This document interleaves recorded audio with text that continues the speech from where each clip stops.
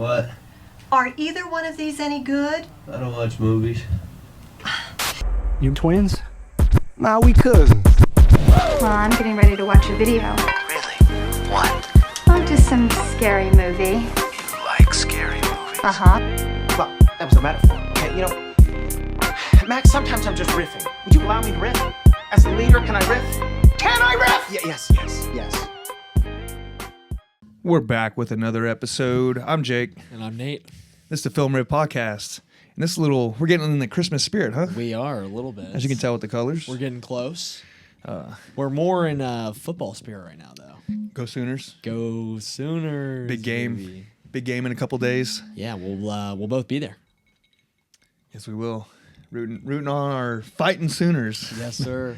And we got some movie news. We got reviews on, a bunch. You had Welcome to Derry. Welcome to Derry. I've caught up and finished up. Episode 7. Oh, I'm sorry. No, you're good.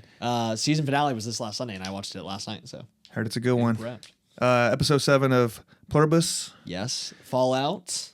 Just watched that today. Yeah, Fallout. first episode. Season 2, episode 1. Yes, sir. And you saw Hamnet? I did see Hamnet, finally, and we both watched Knives Out. Knives Out. Except you saw it at the actual movie theater. Cinema. Yes. I'm like that. Yeah. I'm like whatever. that. Yeah. Yeah, I caught it at home on Netflix, like a bunch of the other slop eating. Yeah. And you wonder why Netflix is buying. Why they're buying out like all this money. Warner Brothers. Yeah. People like me who You're like, God keep damn feeding it. into the streaming. They're gonna kill the theater. Meanwhile, you watch it at home when it's literally on. It was limited. It was know. limited. It was limited. I just looked Give me and I a break. saw it was Give me playing a at Netflix. I was like, I'll go check it out. Okay. All right. Yeah, there's people in there too. There's a good amount of people. Really? Mm-hmm. Yeah, I think Knives Out is definitely drawing a crowd. It was just, it was awkward. I'm not awkward. It was just like at the time that I went, the day, I wasn't surprised. I was surprised to see that many people at that time. Yeah, there really wasn't anything that came out this weekend other than that. No. Because there's a little bit of a lull this weekend. Yeah, for sure. That's why I went and watched it. Everybody's gearing up for this weekend and obviously next week for Christmas. Yeah. But we can. Yeah, we got some news. Yeah, we can get into it. We don't have to harp on this too long, but announced today, the Academy Awards are officially starting in 2029, moving to YouTube, which is, I don't know. I think a lot of people. I think I saw a lot of people online kind of getting mad about this. Why? I prefer it. It really doesn't matter because we're streaming the Academy Awards anyway. Because nobody has network television anymore. Nobody has cable. So what? It usually airs on ABC. Yeah. What? Isn't it free also? Like there's like Academy ways Awards? to watch it. Yeah. I always remember like the Oscars. They made it like. No, they don't show it on YouTube ever. Not YouTube. Okay, I thought Like you had to either watch it on Hulu or watch it on ABC. Yeah. Yeah. But I've been streaming it on Hulu the last 4 or 5 years. So it really doesn't matter. I don't know if I prefer YouTube over, watching it on Hulu. Not that they're that different. When you say Hulu, was it like on their live TV? Like basically you're paying for like. I think it was just the live TV. Well, yeah, that's It's like everything. Yeah, it's right? like YouTube TV. It'd be like Yeah, so I guess if you weren't paying for Hulu Live TV, probably people weren't really watching the Oscars. I could have swore there was a free way to watch it. We'll have to look that up later. Yeah, we will. But yeah, I guess I kind of assume it'll be free to watch. I would expect it to be, right? I doubt you would have to pay for it. No, yeah, you don't got to pay Because for it. I could swear like the Academies is like a thing. It's like it's free for the public, which is crazy. Yeah, I don't know. I mean, really the only thing I can really compare it to is probably like what people watch football through Sunday Ticket on YouTube. It's kind of the only other live YouTube YouTube TV. Same. Oh yeah. It's not YouTube. I wonder if you have to have YouTube TV in order to watch it. It just said YouTube. No, I think it's just gonna be free on YouTube. It'll be worldwide access for film fans. Yeah, I think it's great. And programs exclusively on the Oscars YouTube channel. That's actually really good. I like that actually. And that helps them out because they're gonna get money through views, right? Yeah, and they'll honestly probably monetization. They'll make a lot of money on YouTube for monetization, and then probably more people will watch it because it'll be more available, which is honestly a good thing. Yeah. But I think it's just like kind of the initial idea of moving to YouTube is kind of like at first glance you'd probably expect it to be like, oh, this sucks, like this is terrible. I like it. But yeah, it's probably not that bad. They're having a Not that bad. playoff or a Christmas game on there or something. They're having like a football game on there. I don't know what. On YouTube. Yeah. I thought it was Netflix. I think No, Netflix they do is that too. Christmas. I don't know what football game, but there is a football got game. one? I think it might have been earlier this year, like a Brazil game or something. Like it was on just YouTube, which I thought was weird. Let's see. I like YouTube, dude. I like it more than TV. There's so much shit on there. Documentaries, people just doing their own thing. Yeah. YouTube rules, dude. Yeah, I mean, I use YouTube every day. Yeah. So. Oh yeah, I And prefer. we're on YouTube basically right Yeah, now. We're yeah. literally making a YouTube video right Yeah. now. Yeah, but I'm it's- happy for it. Anything that benefits, because I don't know. I like the idea of no gatekeepers like YouTube. Just put your shit on here Yeah, it is kind of nice. until YouTube starts saying you It's can't just say that. weird to think that the Academy, like, I know. went for that. You know, like you know, I gotta think make moves, they've tried to like get more of a youthful presence in the Academy to make it less, you know, kind of just all the old Hollywood guys just like, "Rah," you know, see. So Planet Earth. Planet Earth. No, but I think it's probably like a combination of that and then It's all money, bro. Yeah, They're like, yeah, hey, it's we're gonna also- make yeah, we're gonna that's make more also- money by doing it this. ABC's gonna be getting phased out. yeah. You know what I mean? Yeah, I mean everything on ABC is on Disney Plus now. So yeah, I'm actually shocked they didn't go to Disney Plus because Disney owns ABC and ABC owns the rights to the Oscars or to like the airing of the Oscars. That's why their contracts up and they probably was like, we're going to YouTube. Let's go to YouTube. Yeah, we don't need y'all. Wow. Yeah, I didn't even think about that. Yeah. Plus Disney Plus. Yeah. No one watching that shit, dude. Not compared to YouTube numbers. Yeah. Oh, 100%. And like what I said, monetization. monetization. Yeah. I mean, I don't know how that's going to work with something like this, but I'm Yeah. sure they're going to clean up. Yeah, probably. Yeah, I could definitely see They don't have to share any money with ABC. Yep. All the advertisements Go all straight to of the that. Academy. Yeah. Yeah, that's 100% the reason. Damn. Well, We can see Will Smith slap someone. yeah, on On YouTube. YouTube, yeah. I like that. And it won't get censored for cursing this time. Yeah, well, yeah. Because I remember I was watching the Oscars that year, like live, and all of a sudden the audio cut out, and I had to go back and watch it on. Well, the first "Keep my wife's name out your fucking mouth." They bleeped it? So you hear that the first time, and then he says it again, but then it kind of cuts the audio, and then it's like all like kind of not edited, but like the It's all audio's junky? it's Yeah. all junky. So I'm like, yeah. I mean, if shit happens at the Oscars now, it'll be Well, here's the problem available. with that. When it comes to advertisers, some of them are like, we don't want cussing, and if we're gonna put on there, we don't want you acting like this. That's the only thing that could hold them back from like being like raw, That's true. Yeah. Yeah, because they're definitely all still getting advertisement. From Oh like, yeah, everything. that's how you Yeah. make your money. So if they're like, hey, we'll pay you a shit ton of money to show our stuff, but our audience is like, we don't want to be associated with dirty shit. you Yeah. know? Yeah, that's fair. I agree. All right, well, we can move on Yeah. to kind of something sad that kind of rocked the movie world this week. Rob Reiner death. Insane, dude. I don't know. It was just like shocking. I mean, Rob Reiner is. I mean, for me, I don't know if you feel the same way. Like how many of his movies you've seen, I've seen a few. but Rob Reiner's a very formative director for I think every modern movie fan and older movie fan. he's a too, good. He's 'cause an it's- actor too, right? Like he acted. Yeah, he was in a bunch of movies. He's pretty good. Yeah, but director unfortunate. of The Princess Bride, which is all-time classic. I think one of the best fantasy films ever made. When Harry Met Sally is probably my like top 3 rom-coms for me of all time. Don't forget, you can't handle the truth. Yeah, I kept trying to think of a I'm pun not- for that, and I just I don't couldn't. love that movie.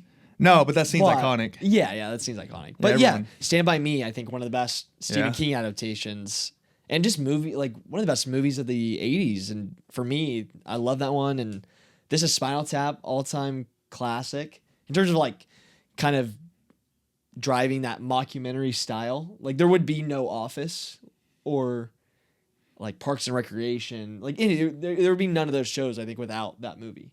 Yeah. So very influential filmmaker and someone that was just like really prevalent in the movie community because I think he's one of the founders of Castle Rock, like the movie distributor, which is like very, very, active through the 90s, early 2000s. yeah. And yeah, so just like really important figure. and very sad that it happened. That especially that way, because it's like I can't even imagine getting Be fucking, careful on that. Yeah. Touching that. Yeah. I noticed last time editing, it was like, and I was doing this a lot, making and the then sound? that it was just like, Yeah. I was like, shit. No, but definitely. Yeah, it's sad, and you know, I was reading something like his son got into it like at a Christmas party they just had with Stephen Colbert. Really? There was like, and he got like in a big argument with his parents like a day before or something, or maybe hours before or something like that. Yeah, And you almost. he also got into it with Bill Hader too, What? like a big thing, and then he stormed off Bill type thing. Hader. That's crazy. I know. How can you be mad at Bill Hader? Yeah, I wonder how you're even like getting in a Guy's fight with psycho. Bill Hader about Obviously, what? the guy's insane. Yeah, you'd probably. Cuckoo. I've seen a lot of people like speculating, like it was probably, like his parents probably cut him off for being a drug addict or something, and then he like freaked out. And I mean, he's clearly insane. I mean, you got to be Yeah. mentally ill to kill your fucking parents. I don't care what they Yeah. cut you off of. yeah, no, 100%. Yeah. No, it's insane to think also like there's like multiple interviews that I've seen like come out the last like 2 days about like of him, because him and Rob Reiner like directed a movie, because Rob Reiner made a movie called Being Charlie about. It's kind of like based on his son being like a drug addict and all this other stuff. No, yeah, but then like, But it sounded like, wait a minute, is this about me? but they directed it together. I know. But then, yeah, right. So it's like, Wait a minute. This seems oddly familiar. Yeah. But yeah, dude. But then there's like interviews of them together, like in that movie, and he's saying like, yeah, I was pretty batshit crazy off like a lot of drugs, and like, you know, my dad like helped me out. Or like my parents were like, It's more than drugs, dude. Have you heard, like, I've seen interviews, just the way he, like, you can tell when someone's a little cuckoo, right? yeah, He just seems off. dude. I think it's just like growing up in that people just. Drugs, too, don't get me wrong. Yeah, but, yeah, like, drugs he's definitely. like, just. But he I has feel that like there's look. so many Hollywood kids that just like grow up like they're not famous, but their parents are famous, and they like grow up just really fucked up. It's just like crazy to see. Like I don't know. Like I feel like this isn't the first time. Maybe to this extent, the first time this happened, but I feel like majority of They're shitty celebrity parents, children are like Their parents are all narcissists, messed dude. up. Like, insane narcissists. You think? Well, They I kind of mean, have to be. Yeah. What do you think of celebrities? Not every single one, but, Yeah. like, they're all kind of fucked up, dude. And, you know what I mean? Yeah. I don't know. It's tough to make it out of that, a normal person. It And then on is. top of it, you're so far from out of reality with, like, real world, because you're just, like, famous. Raised in it, yeah. Yeah, it's just like you don't you're off, dude. Yeah. Oh, And then you're the- his kid? Oh, yeah. You get everything handed to you, it's just a different world that you're in. We can't even fathom it. It's Yeah. weird. And clearly we're not made for that. Look at every child star, dude. Yeah, they're all fucked up too. There's not one. Look at Justin Bieber's acting insane. Yeah. Fuck. Well, he's more chill now. He used just to got in be- a fight like 2 days ago. Yeah. It's a video of him like getting slapped and shit. More chill now. It was like 4 months ago. that He could was all that like, could happen to anybody. Get Get in a fight. That could happen to anybody. but the point is, he's not chilling out. Yeah, I mean, he's probably just out. Some dude was probably like nagging at him, right? I just saw a video of him like in like a tight quarters space, and he was like, I don't know the context. Yeah. But my point is, there's not really any child stars that come out unscathed, unless you can. I mean, Miley Cyrus maybe. She crazy? Yes. They're all crazy. What do you mean? Well, she's not like Britney Spears crazy, I guess. I think she's more normal now. Miley Cyrus had a. She had a whore phase. We just all saw it. She was just like going wild. Yeah. Whore phase. That's crazy. What would you? Yeah. that's Whore phase. I Yeah. don't know about She went from whore being like phase. America's girl to like, look at my pussy. Yeah, I don't know. That's whore phase. I think that's just like she was just like didn't have a filter. Like she was just going insane on camera like Nah, all dude, the she's time. getting slutted out. Oh my god. She's getting tossed around, Oh dude. Jesus. I don't think it was like that. She was That's- just that- she was just like acting like she was like creating like a wild persona. That was all the memes. Is that she's getting tossed. She started hanging with all the rappers, dude, and they're like, "We'll take care of you." I don't think that's what happened. I don't remember any of that at all. I don't think that's Brother. what happened at all. You were a child. No, I wasn't. I was literally like I was that age. Like I was 21 when that shit was happening with the Juicy J song. yeah. Yeah, I remember that. I do remember that. that's when everyone was like, "Nice." Yeah, right. Everybody was like, evil online. But Britney Spears is like the prime example of a child star. That's like, damn. That's like the standard of like, don't get there. yeah, like shaved her head. Look That's at her all this- now, dude. Have you seen her Yeah. recently? She looks like a fucking, I don't know, like something Yeah, like a remember zombie. Those Like just remember those videos that came out like a few years or like during COVID? and all those dumbasses were like, "We gotta save Britney," and it's like, Save y'all Britney. fucked up, dude. She clearly needed help. Yeah, I'm not saying her dad wasn't taking advantage of her, but she's clearly like, yeah, having some Cuckoo. issues. Yeah, yeah, but partially because of her dad, dude. Her dad was a piece of shit. yeah, he's Yeah, for yeah. sure. I mean, you made your force your kid to do all this shit. Yeah. Michael Jackson, a little crazy dude, Yeah. child star. Mm-hmm. Fuck, dude. If there's not one, it's not. Yeah, It's sad. no, I know. All right, well, Enough about the child stars. Yeah, enough Miley about Cyrus childhood. being a Yeah, we went from another rabbit hole, I guess. yeah. Yeah, but yeah, we can get into teasers, actual movie news. Bring it on. Bring it on. I don't know if you care about this, but it's got your boy in it. Street Fighter. Oh yeah, Andrew Schultz. I would say he's my boy. But I think this teaser looked sick. yeah, it is. It looks I cool. like- It'd be a fun movie. Because I'm not a huge Mortal Kombat fan. Well, Well, no, the movie, yeah, but like the movie stuff. I mean, the first You're just generalizing them. terrible. Yeah, Okay, I okay. mean, the newer movie was like very. I mean, it was mid. It was just really mid. I didn't like it that much. yeah. But this, I don't know, because that Mortal Kombat movie didn't have a lot of like style. Well, this to is Street it. Fighter. Say what? This is Street Fighter. You know, it's a whole different world. No, yeah, it's like way more cartoonish, I guess. Not in Yeah. terms of like the fatalities, but like, It's just not as graphic. yeah, not as graphic, but it's way more like martial arts. No, it's not more martial artsy. I don't even really It's know. just a different Yeah, it's style. completely It's different just style. it's just like Call of Duty and Battlefield. You know. Yeah, but what I meant was more like in terms of like a filmmaking. The Mortal Kombat movie did Low not- budgeting. Yeah, it just It looked didn't- like shit. It didn't look great. Yeah. No. But the Street Fighter teaser didn't show a lot, but the characters looked just super wacky, really fun. The fighting looked really cool, like the choreography Yeah. and like It looked like they're going for it. yeah, it looked like they're really going for it. And like it was very colorful. Like Mm-hmm. the sets looked awesome. I don't know, and like all the cast looked pretty good. I don't know.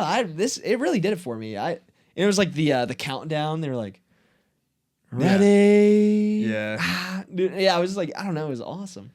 No, for sure. It definitely seemed. Well, the thing with Mortal Kombat is they're not really going off the game; they're going off the movie. So with this, What do you mean? So like the newer Mortal Kombats that are coming out, they're kind of just going off like the movie's already out there, Like right? the OG movie? Yeah, and the game. Well, they're that's, not, that's the thing about the game, right? It's like a tournament, and they're like a fighting tournament. yeah, but there's no story in the game. It's just like you pick your fighter, kind of. And so Yeah. But okay, in yes. Street Fighter, they're doing like you said, like they're kind of like doing not the countdown. They can like tournament save. Yeah, there's not like Street Fighter like like Street Fighter. story, you know, really. It's Yeah. just so they could kind of just do whatever. Whereas Mortal Kombat, they're trying to like they got the lore of I'm sure it has an actual plot to it. I mean, yeah, but like no one knows or gives a shit. It's just Yeah, you just want to see cool fights. there's not like we haven't seen it. Does that make sense? All right. Estranged Street Fighters Ryu and Ken Masters get thrown back into combat when the mysterious Chun-Li recruits them for the next World Warrior tournament. See, this is all new. This is A brutal clash of fists, fate, and fury. Yeah. So they it's essentially the same as the Mortal Kombat stuff, but yeah. this just looks more fun. Like I don't know, the Mortal Kombat 2 trailer that came out like within the last year. Like No, yeah. I literally could care less. It looks And like they're looks not yeah. good. They got the wrong people behind it. There's Yeah. no big names in it that I can think of, and Yeah, exactly. where Street Fighter they got like I mean Andrew Schultz is like a whatever, but like they got other names in there too, right? Yeah. Yeah. Did they have Jason Momoa? Yeah, Jason Momoa. Okay, yeah. See, there you go. Fucking Noah Centineo's in it, which I don't know if you know who that is. No. Andrew Koji's a good actor. well, I uh, mean like A-list names. David Desmalchi. Well, not a lot of A-list. I mean, Well, 50 Mimosa. Cent. 50 Cent's in it, Jason Momoa is probably the only. Jason Momoa is not even really A-list. would you bro. say? Is He's he? A-list. Everyone Okay, knows. yeah, everyone knows. okay, He's he a might- household name. All right, he might be A-list. Yeah, 50 Cent, Andrew Schultz. But But those are like, yeah, but Mortal Kombat, they don't got nothing. yeah, but I just found this out. The director, his name's Kitao Sakurai. I might have just butchered that, but he was he's like the main director and collaborator for the Eric Andre show.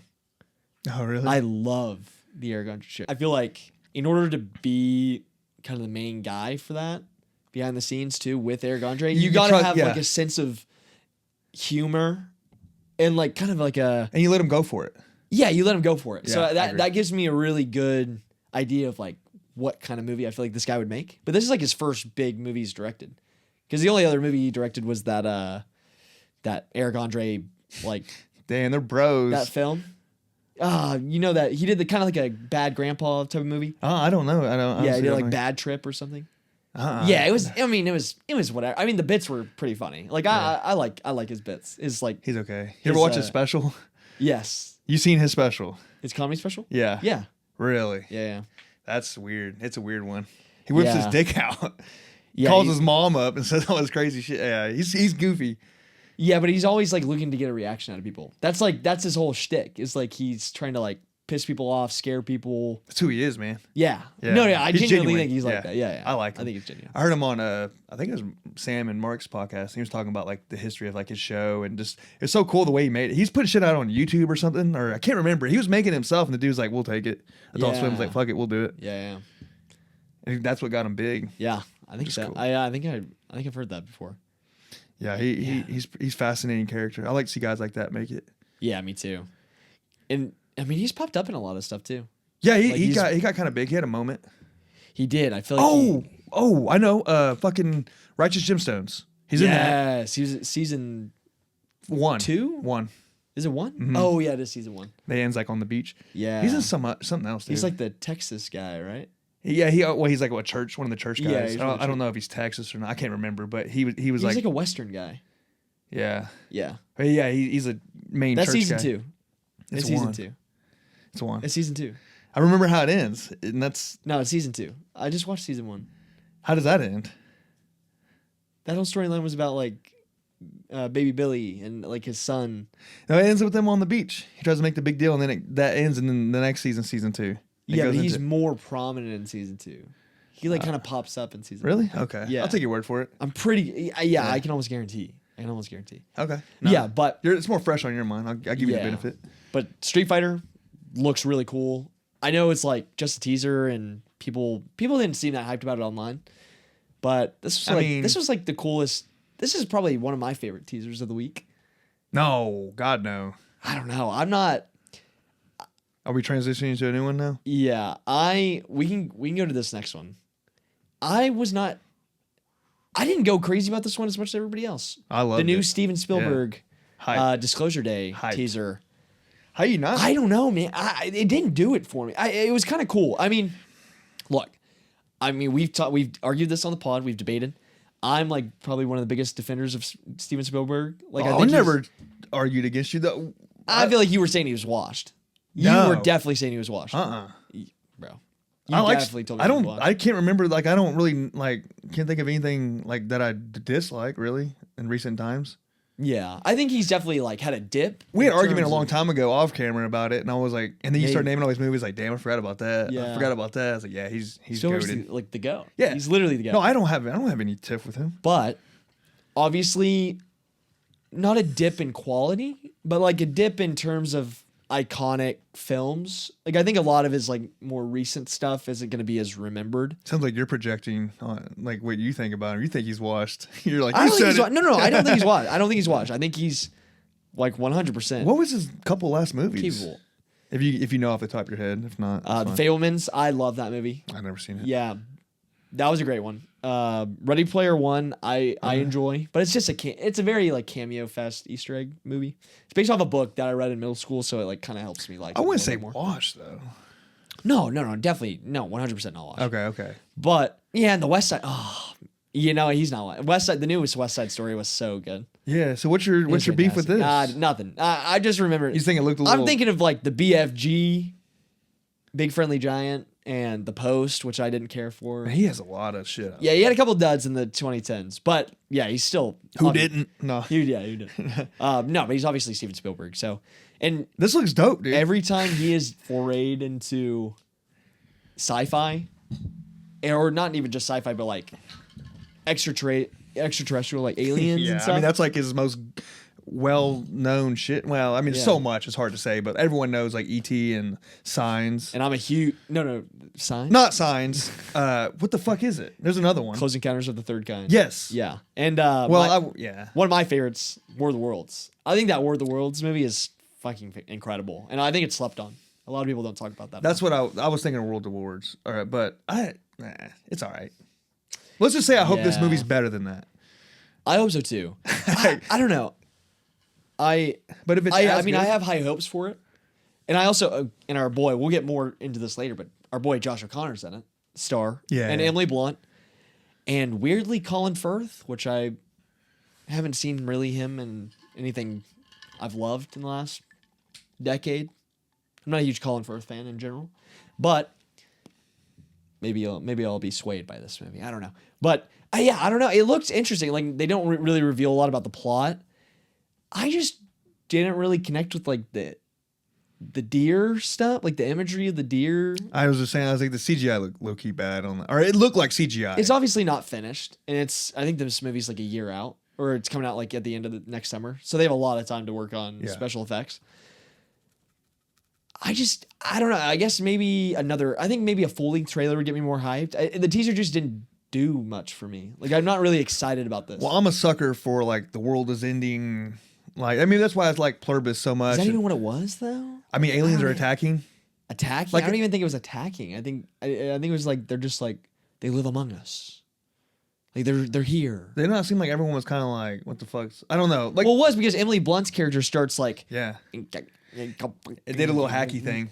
When I mentioned on Predators, What? the purr. It did the fucking Yeah, purr. she was kind of purring. No, yeah, you hear it, and then Yeah. I'm like, God, dude, does everyone is this like everyone's like this is what we all assume It's just sounds. just sci-fi animals sound like? Yeah. Just, Yeah. I don't know. it sounds good though. I think we already got the best alien movie of the last few years this year in Bugonia. Oh, so I'm like, Begonia. I thought you were about to say Predators. yeah, I don't know if anything's. And now, but it's obviously Spielberg, so I'm there. Of course, I'll be there. And Nope, like it's gonna be hard for me to it's- top Nope. Really? Yeah, I think that is. I love that movie, and I that's liked the it most too, but everyone hates it. Spielbergy.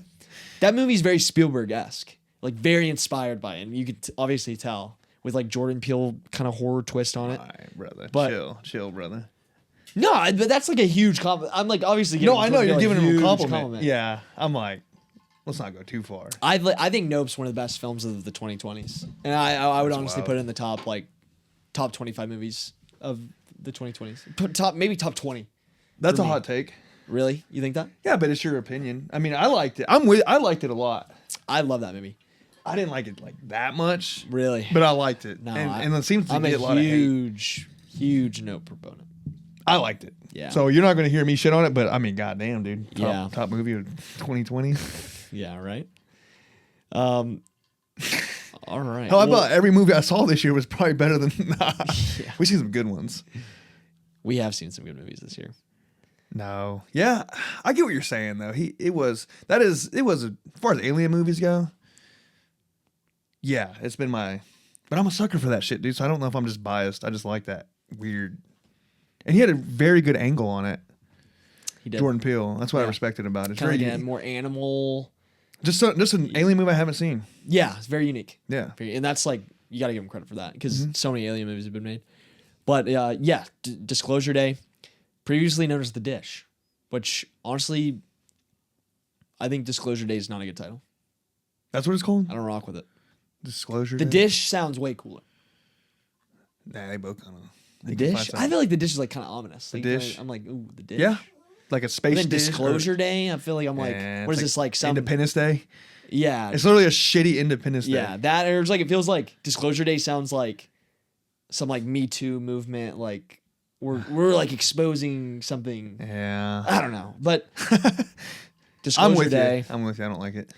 synopsis: if you found out we weren't alone, if someone showed you, proved it to you, would that frighten you? Yeah. This summer, the truth belongs to 7 billion people. We are coming close to Disclosure Day. I don't know. Yeah, like I mean, I don't really know what this movie's about. Obviously, aliens. And you know what? I really don't think Josh O'Connor would choose. He's obviously making his rounds, the new It guy.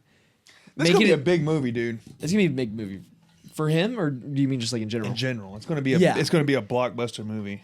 Well, what I'm trying to say is like, Josh O'Connor's been making his rounds with all the big directors, but I feel like with all of those, he's chosen like very good roles. Have you seen Mastermind? No, I'm kidding. Yeah, but like that's like I get it. If you're an upcoming actor and you're like, I love Kelly Reichardt, like you gotta sign up Project, for the movie. Yeah, film, or whatever. Passion project. Passion project. Yeah, Yeah, he's not making no you gotta, money like, off love that. to like work with that. Yeah, Yeah, and he was great in that. but I don't see him choosing bad roles. So there's got to be something in this movie that's like really worthwhile. Well, it's Spielberg. It's also Spielberg, and if Spielberg calls you up and wants to cast you, you gotta say yes. dude. That's like You actually have to. You're say gonna yes. everyone's. It You're gonna could just become be dog shit. You're gonna be a household name, dude. Yeah. After this, yeah. And it's not gonna be dog. If it's bad, it'd be mid. I don't think it'll be dog shit. Yeah. You're scaring me, dude. You think he's No, washed? I don't think he's washed. You're not confident. You're like, man, maybe he is washed. Maybe this is the beginning of a. God, I don't want to be like that. man. I've just grown to be a little bit more cynical. It happens to some people. I know. Like Especially no, and it's like especially it being Spielberg. Like I know I get. you said especially. You're like especially with like you're about to say. Give an example of someone washed. Maybe I just. Oh, okay, yeah. Especially after like all the movies we've seen this year. Like I think I've like how much we've had to watch. And like I feel like a lot of stuff more this year because I've seen so much has like kind of let me down a little bit. Oh yeah. And so I'm like, I feel like I'm becoming like a little bit more cynical. But it's people like Spielberg that like Bro, don't go you cynical. yeah, Because you'll never go back. Yeah, You I see the know. world for what it is, and it's hard to unsee it. I know, yeah. But like people like Spielberg are the reason like why you shouldn't be that way. And then they come out with a movie like you have to be there. Like he's one of those guys. But then Spike Lee comes out with Highest to Lowest. Highest to Lowest, and you're like, yikes. Sad. Yeah, I agree with that. No, that's a bad example. Though Spike Lee's not on Spielberg's level. I mean, he's kind of like in a world of his own. Yeah, definitely, dude. He's even above like Scorsese. He's above everybody. He has an argument for that. For what? He's definitely got an argument to. Oh yeah, to be above like everybody. Yeah.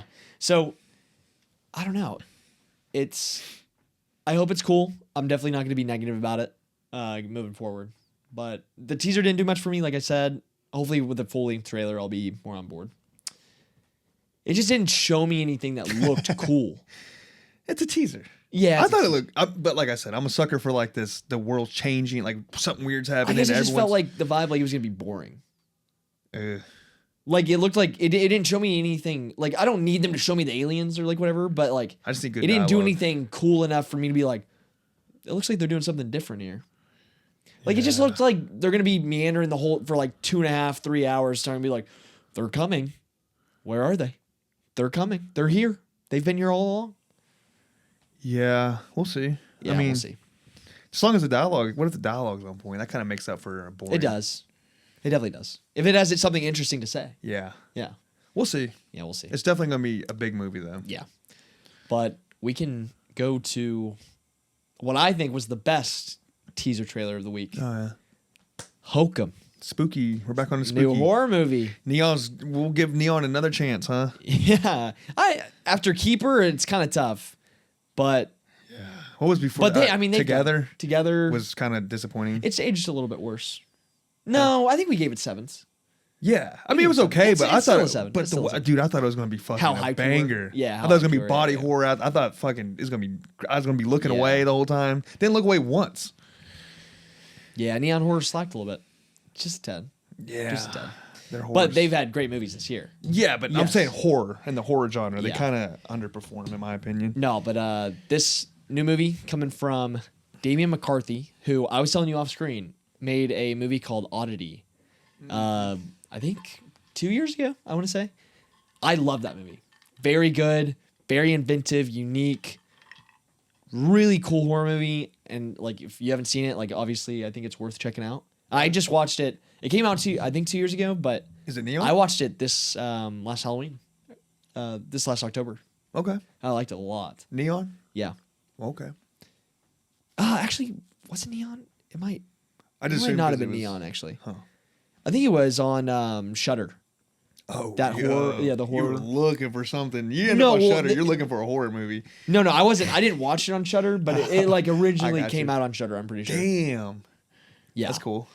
Yeah, but definitely an exciting newer voice in horror, which there's been like quite a few of those coming up. But nothing that I think has gotten me more excited than seeing what this guy would do after Oddity. And I mentioned, like, it says, like, producer of, like, Weapons, which I don't know how much that really means. They're just Yeah. using the name Weapons. But the eyes, I was like, that looks like the Asian dude. The eyes of the mask. Yeah, on and that, it on was that like, character. you know, it looks Yeah. like bulged out, you know? Yeah. It looked very similar to that. And I was thinking it before it said it. I was like, it looks, reminds me kind of Weapons. I was like, and then it said that. I was like, I wonder if that has anything to do with it. Yeah, I don't know. But this movie stars Adam Scott, who I'm a huge fan of. I've always been a huge fan of him, but after Severance, like he's proven himself to be one of the best working actors now, like on TV, and obviously I feel like great TV actors always transition to being amazing in movies, like majority of the time. I was about to, well, that'd be too early for a transition, but I was going to name. Oh yeah. Fuck's his name? Wait, who are you getting at? Fallout. Oh yeah. I know. Walton Goggins. Walton Goggins. Yeah.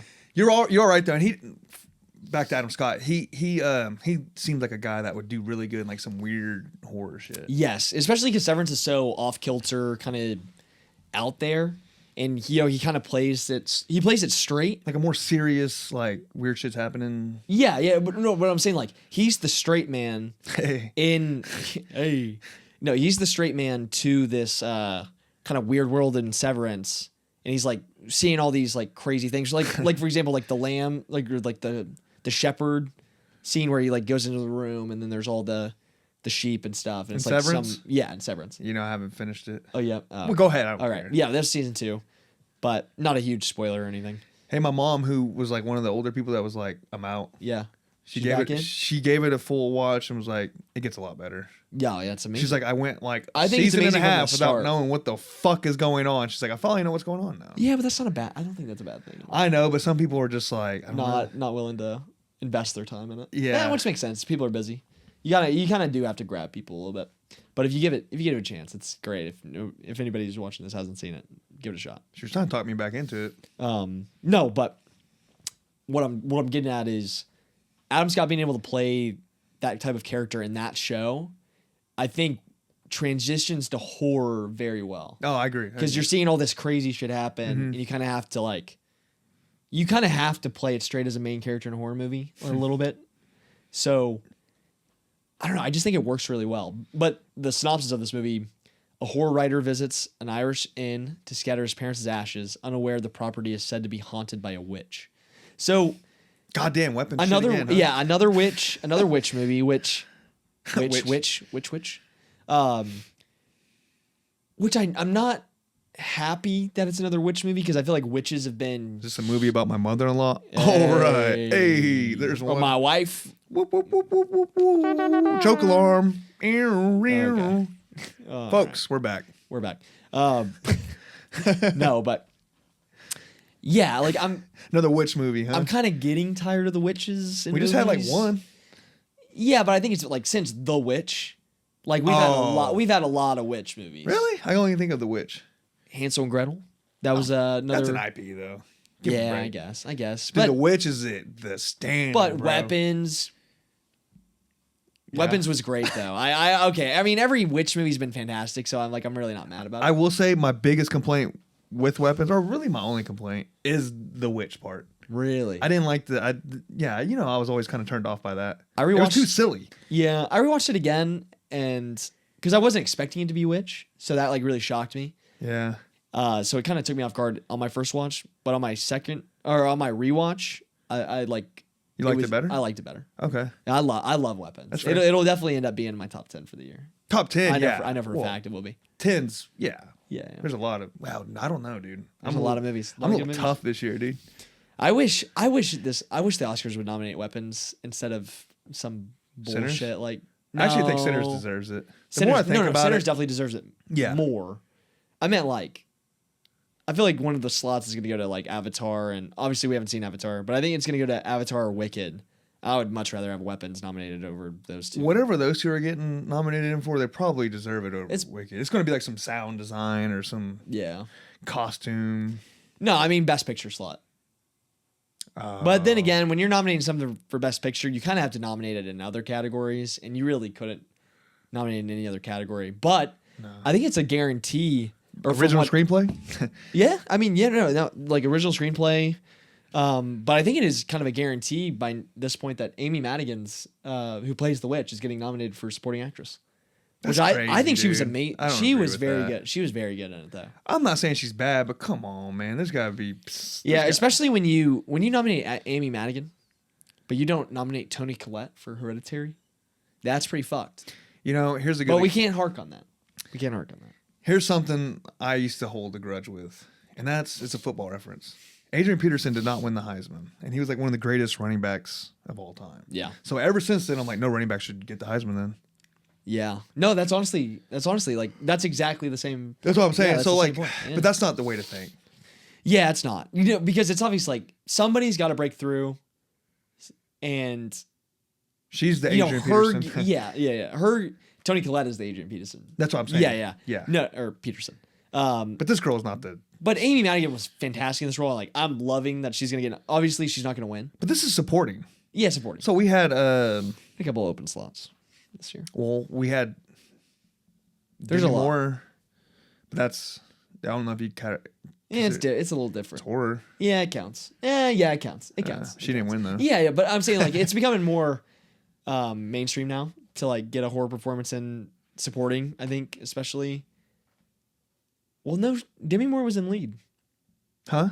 Demi Yeah, Moore was in that's lead. what I'm saying. Yeah, I guess it's an Oscar nomination. in Which is general. what we're talking about with Tony though. Yeah, She was the lead. yeah, she definitely was lead. So supporting actress, like, who gives a shit? Yeah, She's But- not gonna win it though, dude. Sentimental Value chick's gonna win that. It's I don't know. sign it. I don't think so. I'll put money on it right now, brother. Well, fuck, I'm talking out my ass. Yeah, you are. I'm sure there's someone else better. Oh, wow, that's a lead. We'll see. Yeah, we'll see. We'll see. I'll just say this: Well, she better not lose over the fucking witch lady. Yeah. That'd be a That would be that bad. would set us back with the fucking horror Yeah, shit because it everyone would. will bitch about it. Yeah, and it'd be everybody- like that didn't deserve it. Yeah, you definitely want something like very well deserving. yeah. Yeah, but we can pull it back to Hokum. Yeah, I'm so hyped for this. This trailer was eerie, creepy, unsettling, really got under my skin. And I've been thinking, like, I don't know, that image of that mask with the fucking big bulging eyes, more than the Weapons trailer. That mask is like seared in my brain. Do you agree with that, or am I just thinking? No. The eyes, Yeah, like- the eyes being bulgy. It's Yeah. just bulgy eyes. Weapons did it so iconically, so it's like It's just that white. It's just so thick. Yeah. And it pops with the black part yes, yeah, the mask.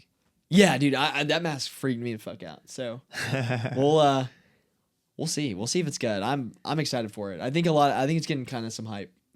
of it. I just not heard about it. Yeah, So. yeah. But I've heard about this movie for a while. Oh really? Yeah. Okay. And I've been like waiting for something and finally dropped that teaser. And I was like, yeah. He said Adam Scott's in it, so that's like a. I mean, there's someone behind it. It's not just a. Exactly. You know. Freaky, dude. I Freaky. know. Yeah, man. But that's the last teaser I was really wanting to talk about. We're going to reviews. Yeah, we can keep it on the horror trajectory a little bit, and I'll go ahead. And I start want us to mention off. something real quick Okay. for the algo. Yes. Okay. I saw the Odyssey prologue. Bro, you should have said this at the beginning. He'll get in there. Yeah. It'll be on the description. Yeah. It's timestamp. They'll find it. Yeah. You didn't watch it. You were. I'm standing firm on that. I am not watching. I'm not watching the leak. Where did that come from? I know it came from a theater and all that, but like, what was it? Just like a private screening? It must have been. That's crazy. It had to have been. And it's like, Like, hey, everyone get together. We're gonna have this 5-minute preview. But it's more of a networking thing. People, it's like an event. It's fun. There's more to it. yeah, This seems like a lot for like 5 minutes. it is. It's the entire Trojan horse sequence. Sick, dude. Oh my god, it was badass. Yeah, I'm glad I didn't watch it. I think it's like mostly pulled down offline. It's pretty. You probably. Oh, found that it. one I sent you was gone immediately. I had to go and find another one. Yeah. I watched like 5 times. My friend sent it to me as well, and I was like, nah, I'm not watching. You're just fighting it off. Yeah, You're like, ah. it took a lot for me to not. But then it's kind of been a crazy week of leaks because they did the Odyssey sequence got leaked for like 5 minutes of it, and then the Avengers Doomsday trailer got leaked. Or the Oh, really? Avengers Doomsday teaser got leaked too. And it's like it's like a crazy like. Well, the prologue, Crazy that was thing an for the entire leak. prologue. Yeah, It was entire. Okay, I thought you meant like the way you said it. I thought you meant like only 5 minutes of it got out. but I mean that's 5 minutes of the movie. That's a lot. Yeah, but That that's is quite a yeah. lot. But that was. But when the movie's probably gonna be 3.5 hours long. And I'll forget most of it by then. Yeah. I already kind of forgot it. Yeah. I mean, you have like 6-7 months of it. Woo. No. Yeah. Was it cool though? So you didn't Was it didn't cool? want to see it because you didn't want to like. Well, I don't want to. I'm so beyond hyped for this movie that any sort of spoiler would ruin my day. Like I want nothing. But he wants you to see it way before it comes out. Like this is going to be out for the general public. Is it? Yeah, it's going. Okay, so it's going to be 100% during the fucking fire and ash or ash and butthole Fire and ass. whatever the fuck it is. Fire in my ass. Yeah, put water Avatar in my fire ass or whatever. Yeah. Way of water up my butt. Yeah, it's basically just an ad for those fucking toilets that shoot up your ass. Yeah, the bidet. Yeah, it's basically a bidet. You never used a bidet? No, I have. I didn't like it. It's amazing. Yeah. That's what everyone says. I had a shitty one though. You just can't have it be cold. It was cold. Oh. Yeah. Yeah. I was like, ooh. But now I can't come unless someone's licking my Unless ass. somebody's shooting a bidet. Yeah, unless I'm getting my ass ate. No, but it is confirmed that prologue will be shown in the not credits, the the previews previews. of Avatar, Okay. and for the re-release of Sinners and One Bite After Another. Okay. I did see that, but I haven't seen it again. So, but I know for sure the Avatar. Okay. So it is. He wants everyone to see it. Yeah. Kind of like remember they had that little teaser during Jurassic World. Kind of like that. Okay. So that's why I watched it. I was like, well, he wants everyone to see it. Well, I'd rather watch it on the big screen than on But- some shitty recording on my phone. we are. What do you mean? We are going to see it in IMAX. Yeah, so like, I'd like that to be my first time, like for how it's meant to be portrayed to me. Dude, you're like a guy. It's like, dude, I'm not ready. I don't want to lose my virginity like this. I want it to be I special. need to be perfect. I need to be perfect. I don't want to lose to just anyone. No, dude. I mean, if I get if I go see Avatar, and it plays, I'll be happy. That'd be honestly the only reason I'm happy. We gotta watch it in watching IMAX. Avatar. Wait, are you going to watch it in IMAX if you watch it, right? 3D IMAX? Why not? Yeah, Dude, I know people who watch the fucking movie without 3D, and I'm like, how? Avatar. Yeah. Yeah, I'm like, that's I saw insane, it in dude. 3D. I saw the OG. You I have didn't to. see Way of Water in 3D. What? You watched it without 3D? Yeah. Dude, that's insane, dude. That's like watching porn and not Yeah. jacking off. How you watching Avatar? Dude, I don't know. Dude, the story sucks I feel ass. like 3D back then was cool. 3D now, like okay, Bro, it's different. I'm gonna sound like a weenie when I say this. 3D gives me migraines. It like really hurts my head. I actually can't deal with it. Like it makes me nauseous. You know what would make me nauseous? Watching Avatar like just regular or like yeah, you just that- watch just it without watching it, 3D. yeah. No, No. I legitimately cannot see it. hey, not I watch get 3D. it then. I wouldn't watch it then if I were you. It's gonna be Yeah. 3 hours and 30 minutes long. I don't know what it. I think I get motion sick really easily, so I'm like maybe that has something to do with it. I don't know. Well, I will say this. This is the only reason I would watch this because James Cameron. Wants it to be in 3D. Well, no, I don't give a shit about what he wants, honestly. He hasn't earned that. But he is like the GOAT of 3D. Like he puts his whole life work into making 3D badass. What else did he do in 3D? Just Avatar. That's it. Okay. But I don't think he's making it for 3D.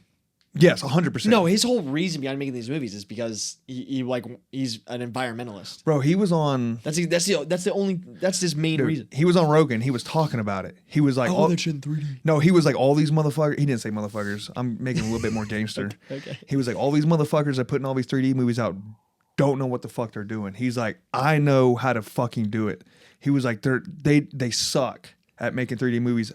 There's an art to it and there's like a craft to it. He's like, when you see my movies in 3D, he's like, you will fucking know this is what 3D is supposed to be like. And he was like real huge. Like everyone's fucking up 3D. He's like, come see my movies and you'll see. All right. No, that's why I was like, oh, he wants it to be seen in he wants 3D. to be yeah. Okay. And he was like, I'm the only one that. I won't be seeing it in 3D. That's crazy. Fuck you, dude. James Cameron. But Nah, I'm just kidding. but you can I love tell an Avatar 3D movie from like any 3D movie, honestly. Yeah, you can. Definitely. I agree with that. So what I'm saying is maybe you won't get motion sickness. It'll be like more. Yeah, it'd be like more well done. Yeah. I don't know if that has anything to do with it. Yeah, I don't know.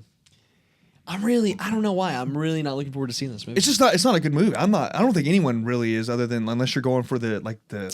But I was so hyped for Way of Water, but I think it was because it was so. Dude, I can't believe you didn't watch I think that it was 3D. because it was such a long time in between that you're like, oh, Avatar's back? Yeah. That's sick. It was an event. And Avatar 1 was such a huge spectacle. And it was like, This was honestly, 3D, dude. Everyone transformed talked the about movie it. industry. Avatar is one of the most influential like box office films of all Bro, time. no, everyone. I didn't watch it when it first came out, Really? I went and saw it. and I refused to I watch was it unless I could 7 watch it in years old. 3D. I was 7 years old. Yeah, because I was young. That's crazy. And everyone's like, dude, it's insane. The leaves are falling on my face. It was crazy. Yeah. And but when Avatar 2 came out, they re-released it in 3D. Yeah. So I went and watched it. Oh, I actually watched it in that fucking bullshit 4DX thing.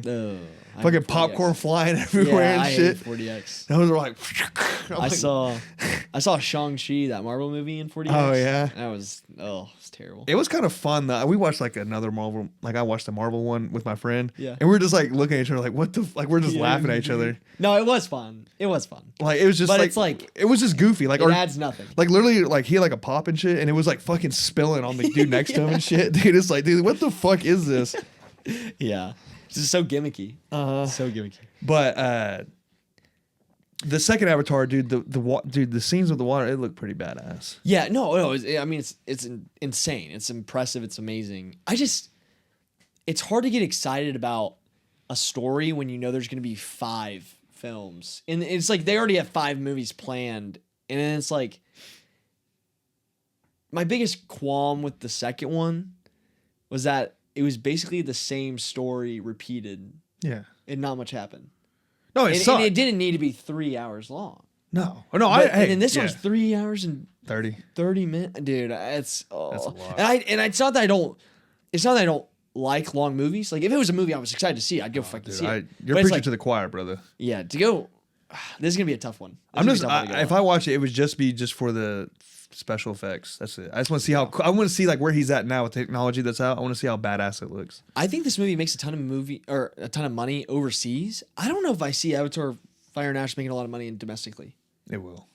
You really think so? Yeah, it's gonna kill on Christmas.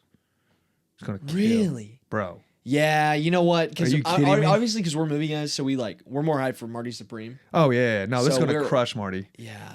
Marty's gonna do good. Everyone's gonna do good. Marty's gonna do good, but it ain't gonna do Avatar good. Avatar is pulling in like Fast and Furious numbers, dude. Yeah. Probably more. Maybe. Definitely more. Is that possible? I feel like they just get in No, infinite Avatar. numbers. The last 2 Avatar movies are like 2 of the highest grossing films like all time. Like top. Like Avatar is number 1. Yeah. And Avatar: Way of the Water is like probably like Yeah. top 15. Yeah, they're not falling off. Yeah, they're not falling off. Especially on Christmas time. Yeah. With all the fucking. But if this one's bad, I'll be out for the rest. It's gonna be. I really won't care. It's gonna suck, dude. Yeah. I just think I like James Cameron a lot. I just think he's kind of pompous, man. Like That's what I was saying when he was like telling about the 3D. Yeah. But I like it though. It got me to go, and he's right. it's cool. His 3D Dude made is good. Judgment Day T2. Oh really? Yeah. So Fuck yeah. yeah. I love that movie. Dude. Great. One of the greatest action sci-fi films of all time. You know, everyone kind of. I like the first one too, though. I do. Just I as do. much. I think T2 is better. It is. I think this story is better. for sure. And the villain's way better.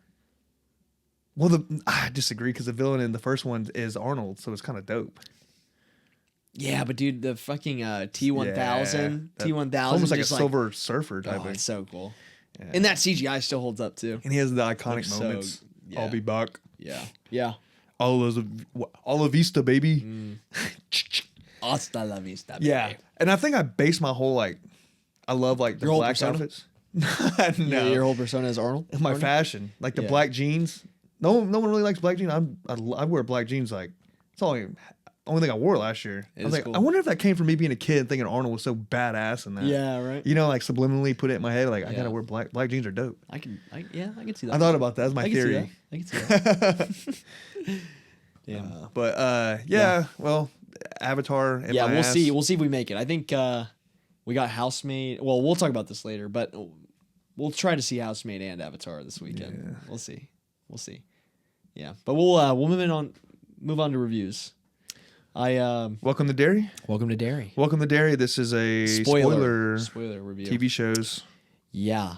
So, like I said, I've been behind the whole season, and to preface this, I fell off after that third episode, and I genuinely believe that third episode was awful, and it's still awful. The CGI was bad. The story, nothing I cared about happened. Every other episode after that, I was on board for, and it is kind of Stephen King slop. First to admit it. It's okay. But I really enjoyed the last couple episodes, and I think it did a lot of cool stuff in terms of not being in, even from the first episode. It's really not scared to kill off characters, and I think that's really cool.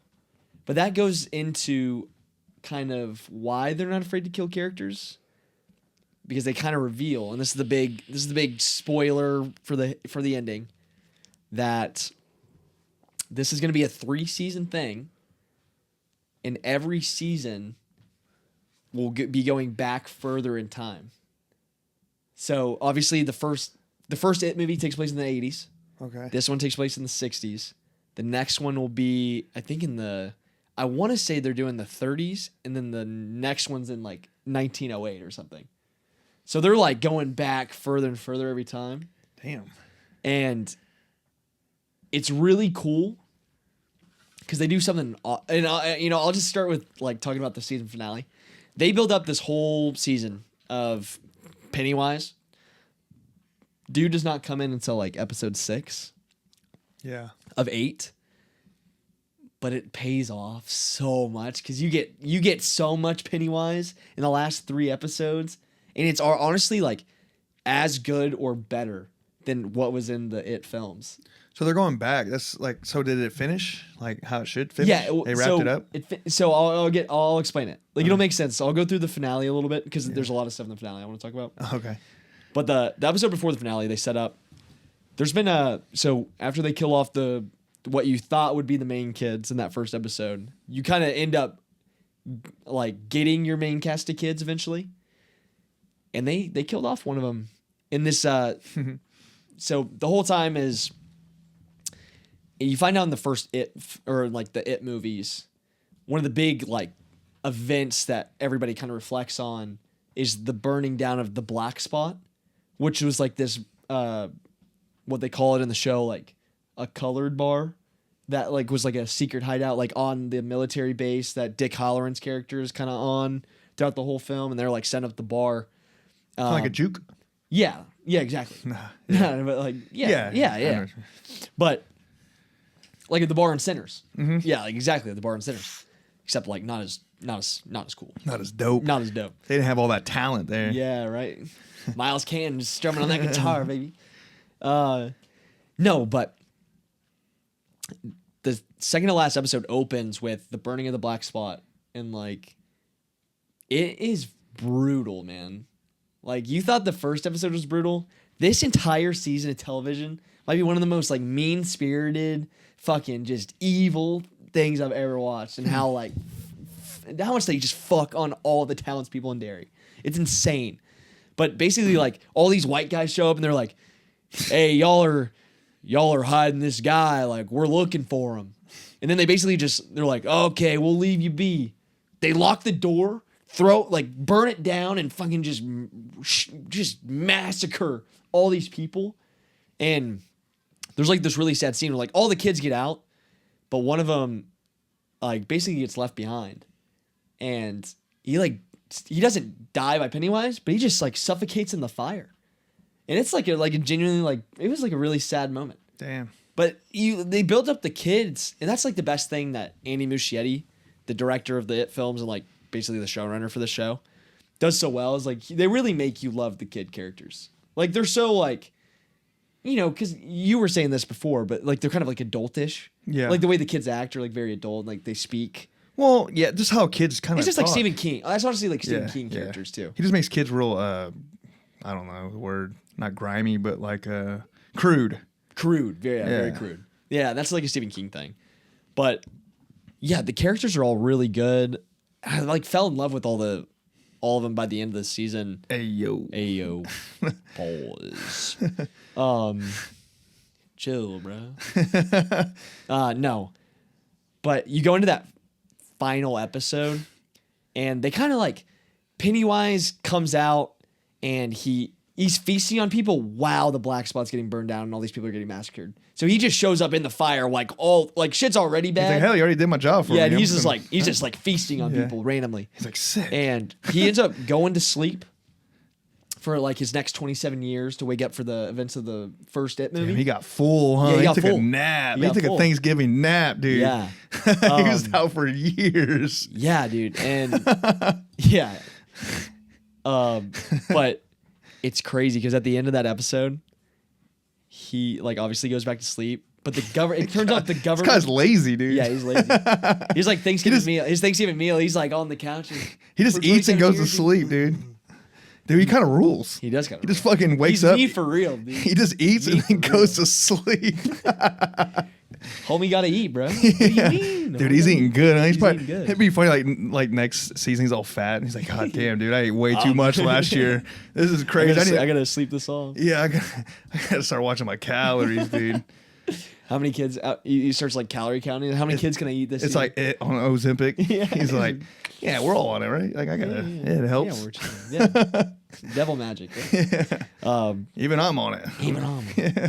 No, but so it turns out the government the whole season has been using Dick Halloran to like try to locate it, right? And I think I mentioned this on like last week when I was catching up, but it turns out the government is wanting to find it and control it Weaponize them. and weaponize them. And because they want to like use the fear to keep the American society like at bay. And they use it kind of as like a way to fix like racism, war, like all this like division. It's like all united under fear. Like we will all be equal. Oh, okay. That's kind of like what their intention Kind is. of like a I guess. 9/11, like when everyone kind of came together. Yeah, exactly. I thought that you were going with like they were using it like, if you guys act up, we'll unleash this motherfucker. No. Y'all better behave. It's pretty much like if we all know that there's like some evil entity like torturing all of us, like we would all come together to like unite against it or something. But they would use it to keep people in control. I don't know. I mean, it was kind of cool. Like it's kind of a whatever mute point. Like I'm not watching the show for that. Like I don't really care about that. Like I care about the kids and like it. Yeah. No, I But get it. no, it's insane because they It's insane or the scene? No. both because they wake him up because they discover these shards of the ship. He's all like, No, I gotta tell you, no, I'm getting to. he's like, he wakes up, he's like, oh fuck, what? Oh shit. No, that's like almost literally what happened. Oh, really? No, He's well, let me tell you. No, so the whole season, they're like, it flashes back to like the natives whenever they encountered it, and then there's shards of the spaceship that they've been like protecting. So the kids are like trying to find the shards. The government gets the shards, and they basically like, it's already back to sleep after feasting. They wake him up. Damn. He's like in a bath of blood with all these dead kids, like and people like floating around him, and he's like submerged to here in blood, and then he literally like he wakes up and he's like he goes, it's like freaky, and then the first episode opens, and I love this because I think we've talked about The Mist is like one of my favorite movies in general, and then it's like one of my favorite Stephen King things or like stories. Mm-hmm. When it wakes up, the entire town of Derry gets engulfed in the mist. And it's like a callback to Stephen King, like to The Mist, right? and it literally pulls up to the school, the local school, rips the head off of the principal when like during an assembly, Damn. does his little jig, and then he steals all the kids and he's like leading them to this like spot that this is like basically the climax of the like where he's heading to is this Dude. tree. That's like his gritty. Yeah, no, it's like He's like, hey. no, No, his but touchdown celebration. dude, it's unhinged. It's unhinged, and he just cuts the like principal's head off and just it rolls in front of the kids, and then he like he does the deadlights thing where he opens his mouth and then all the like they like all like go limp. Uh-huh. Well, he does that to the entire school and steals like 100 kids and leads them in a line like through the town. So it's like a really cool. I don't know. It's just like it was like really cool, and the Visually. entire final battle looked awesome. Like the CGI after that one bad episode is pretty decent throughout, but the last 2 episodes, the CGI is amazing. Like it looks so good, and you come to find out like it's really cool because this is kind of the last thing I like want to touch on before because I don't want to hark on it too long, but it basically has this moment with this one of the main girl characters. You find out she is Richie's mom, who's the kid version of Finn Wolfhard in It, who's played by Bill Hader in the future. Okay. Did you watch those movies? The It movies? Yeah. Yeah. So Finn Wolfhard from Stranger Things.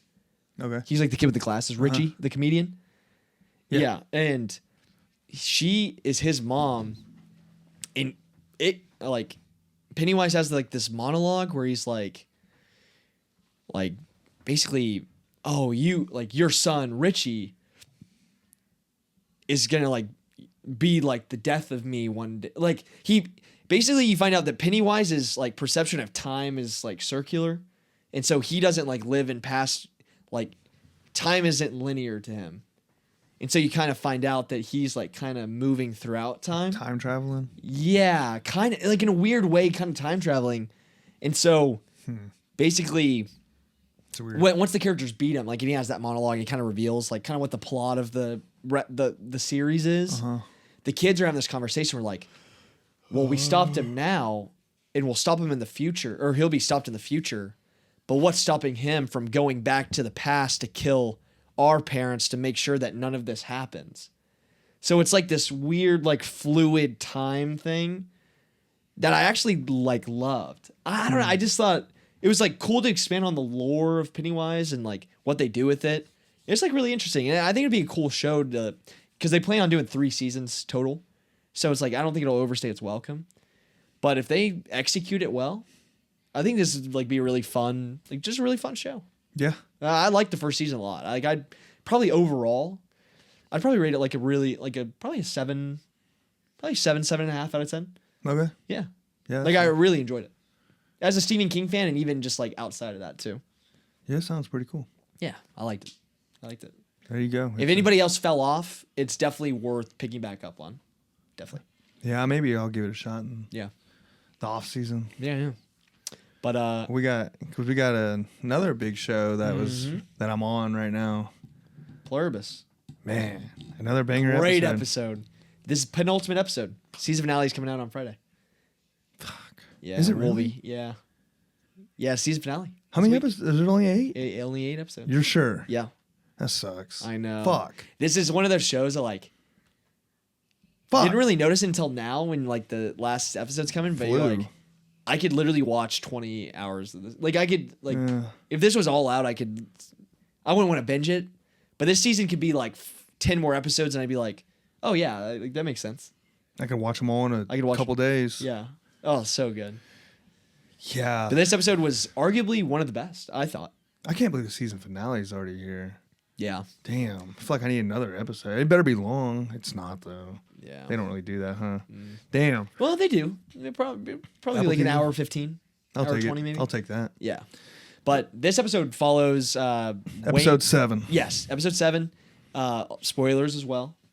But this episode is very much more about Manuesos. Yeah. Or Manusos. That's his name. It's Manusos.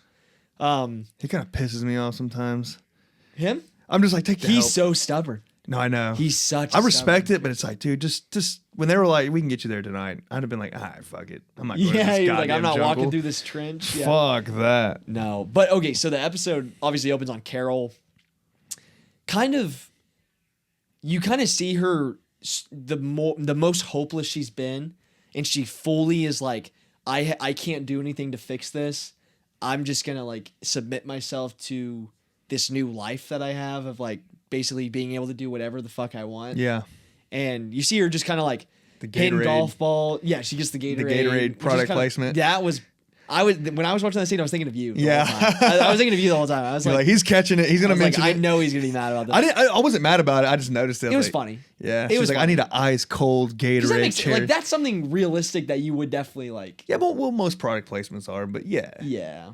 No, I was okay with it. Yeah, it it was wasn't. whatever. It's yeah. It's whatever. But They got yeah, a bag for that scene though. yeah. That. But you see Carol. She basically like kind of, and it's really sad because she's doing things that she wants to do. And you see her like submitting to that, like I said. But she's also kind of doing things that she loved to do with her partner before she died. Oh yeah. And so it's kind of like got this like tinge of like sadness to it. That date was sad. Yeah, the date was sad. When couldn't- she's at the restaurant Yeah. eating that meal, and she's not even. It's kind of cool because the piano's playing by itself, and that was just like a good shot to have her here in terms of like shot composition.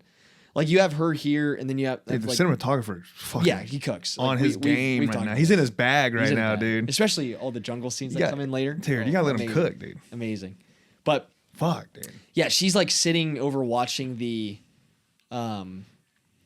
watching just basically the landscape with her back to the rest of the restaurant, and it's like kind of I don't know, it's just kind of a cool imagery there, I guess, like you could say. But what I really liked is something that you were saying the last couple of weeks.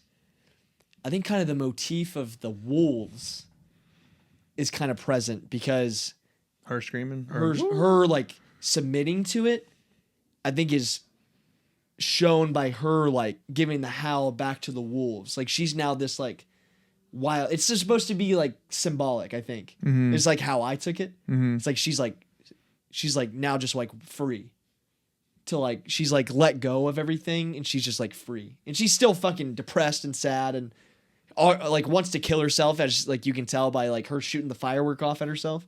But it misses and hits the house. I wouldn't say kill herself. I think more so like if it happens, If it happens, it happens. I'm not gonna like yeah. Yeah, she's not gonna like prevent it. Yeah. Yeah. Like if a tornado was coming at me, I wouldn't take shelter. Like Yeah, that I'd type of just sit vibe. there. Yeah.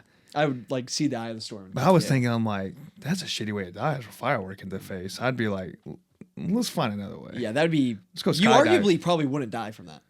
Yeah, It that's what I would was just thinking. really fuck you And those up. motherfuckers are going to save you. Yeah, like which they have we to save know. you. Yeah.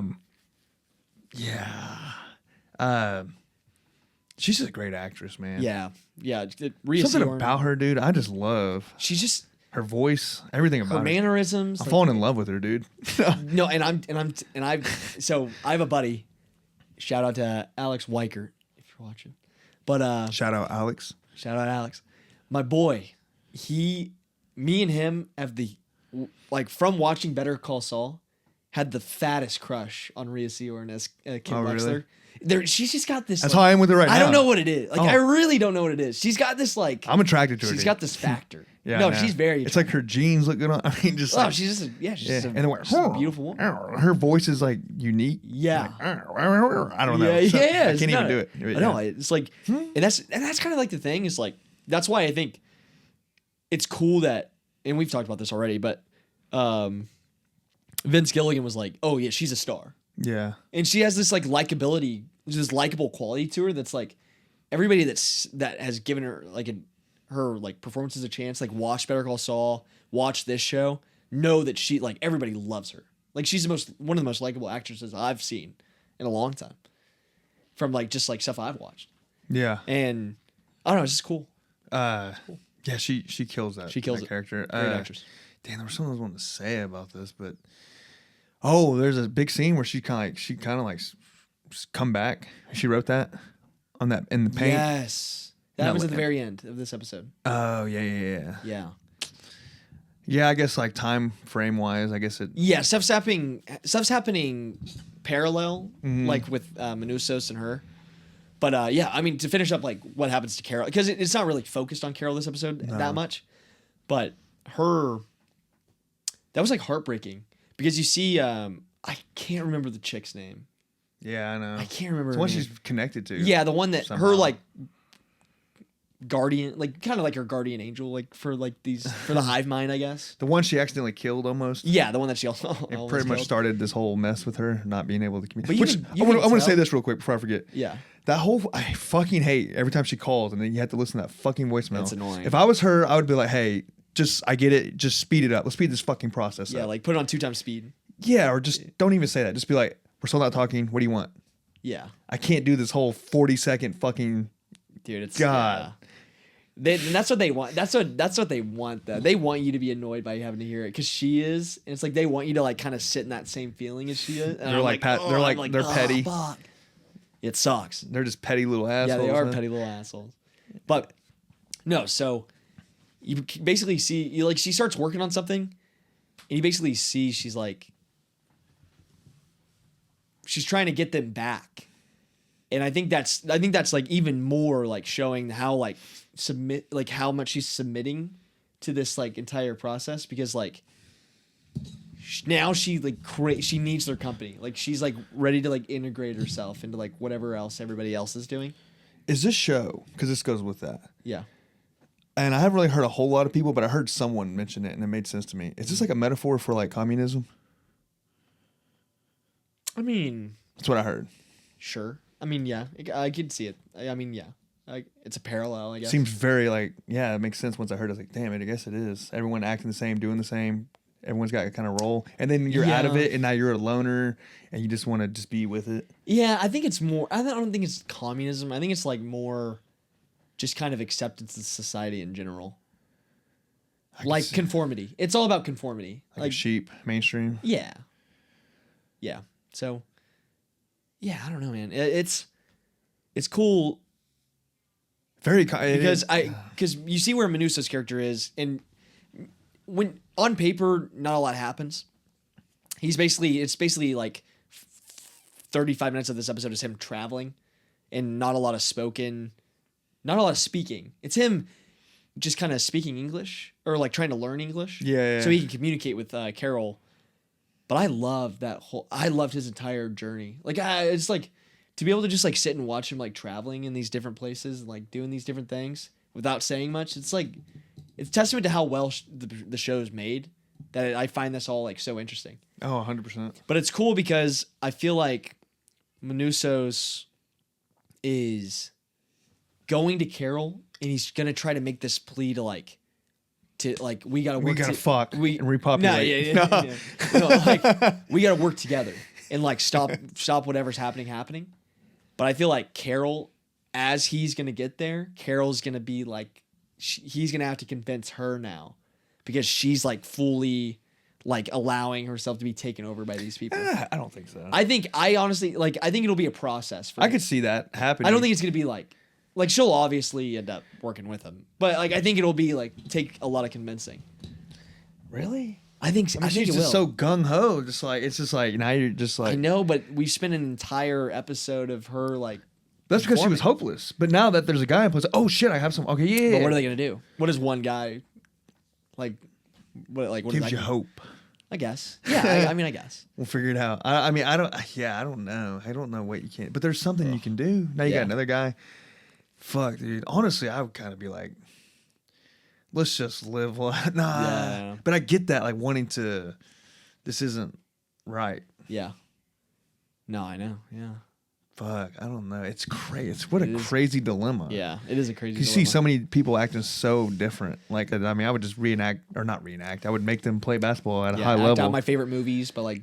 I'd make them make new movies, dude. Like they literally have the mind of all the Yeah, directors, and they can yeah. just they have it's All like, these dude, ideas. Yeah. Endless resources. fuck. Yeah, dude. But Make me a badass video game, dude. yeah. Let's One of the play best video games games. of all time. Yeah. Yeah. That'd be sick. No, but yeah, I guess like obviously on the other side of that spectrum is Menusos, and seeing him go through that jungle, it's crazy.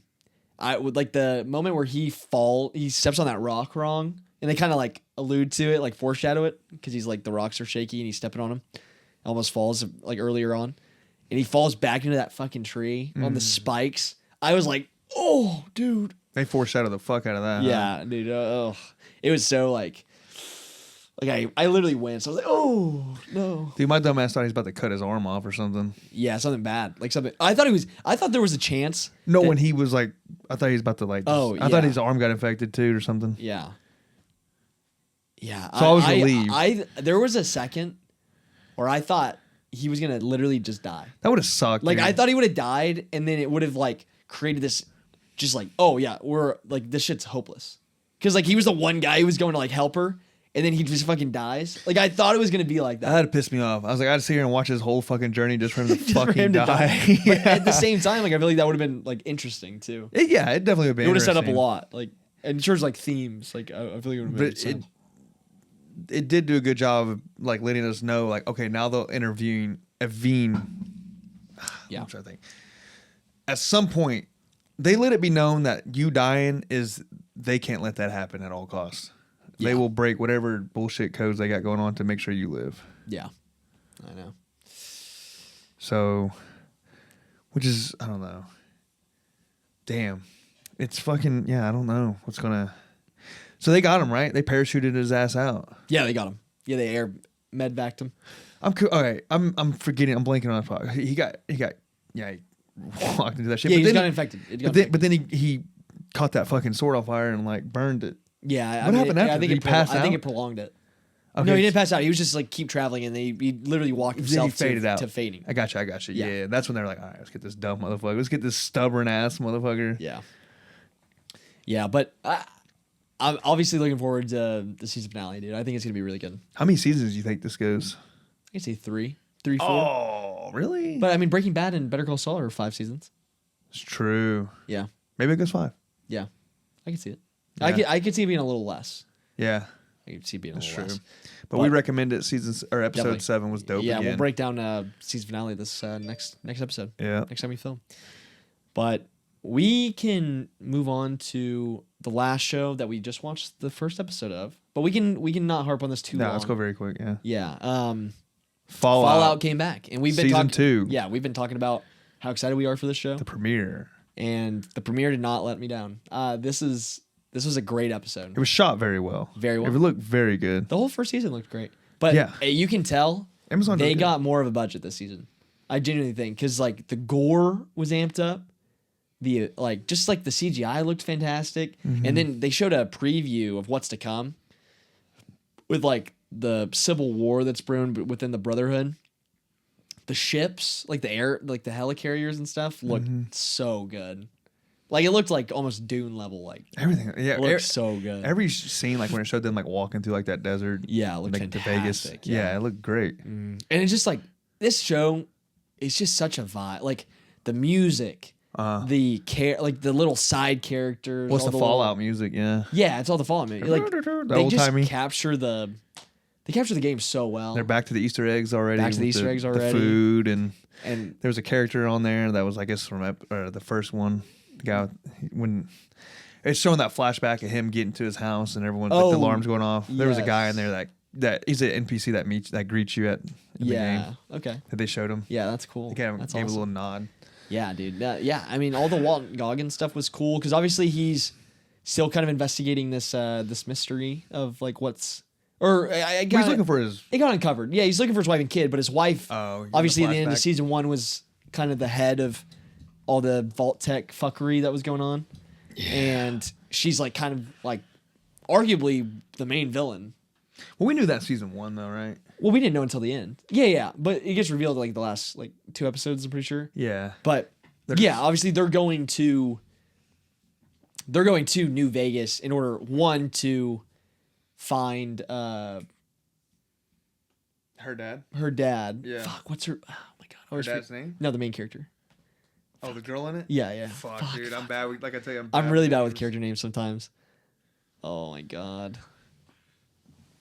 It is. Hold on. Another bad. Lucy. Yeah, Lucy.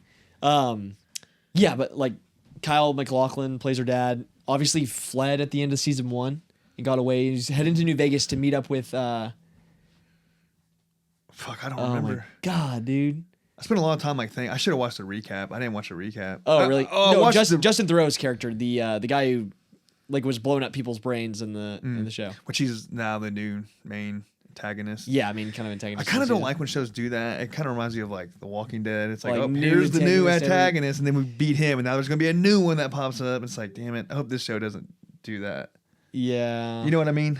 Yeah. No, I get you. Sons of Anarchy did that. Robert House, that was his name. But he was kind of a big proponent of one of the corporations. Like he was a billionaire, like obviously experimenting on people. And he was like one of the bigwigs at the table, which is weird because it shows the episode starts with a flashback of Robert House in the bar, and he has that interaction with like the goons or whatever. Yeah. But it's weird because he's around in that time, but he's also in this he's in the future. Obviously probably got frozen, but the guy at the table, like in season 1 and season 2, they go back to it. Robert House is played by another guy.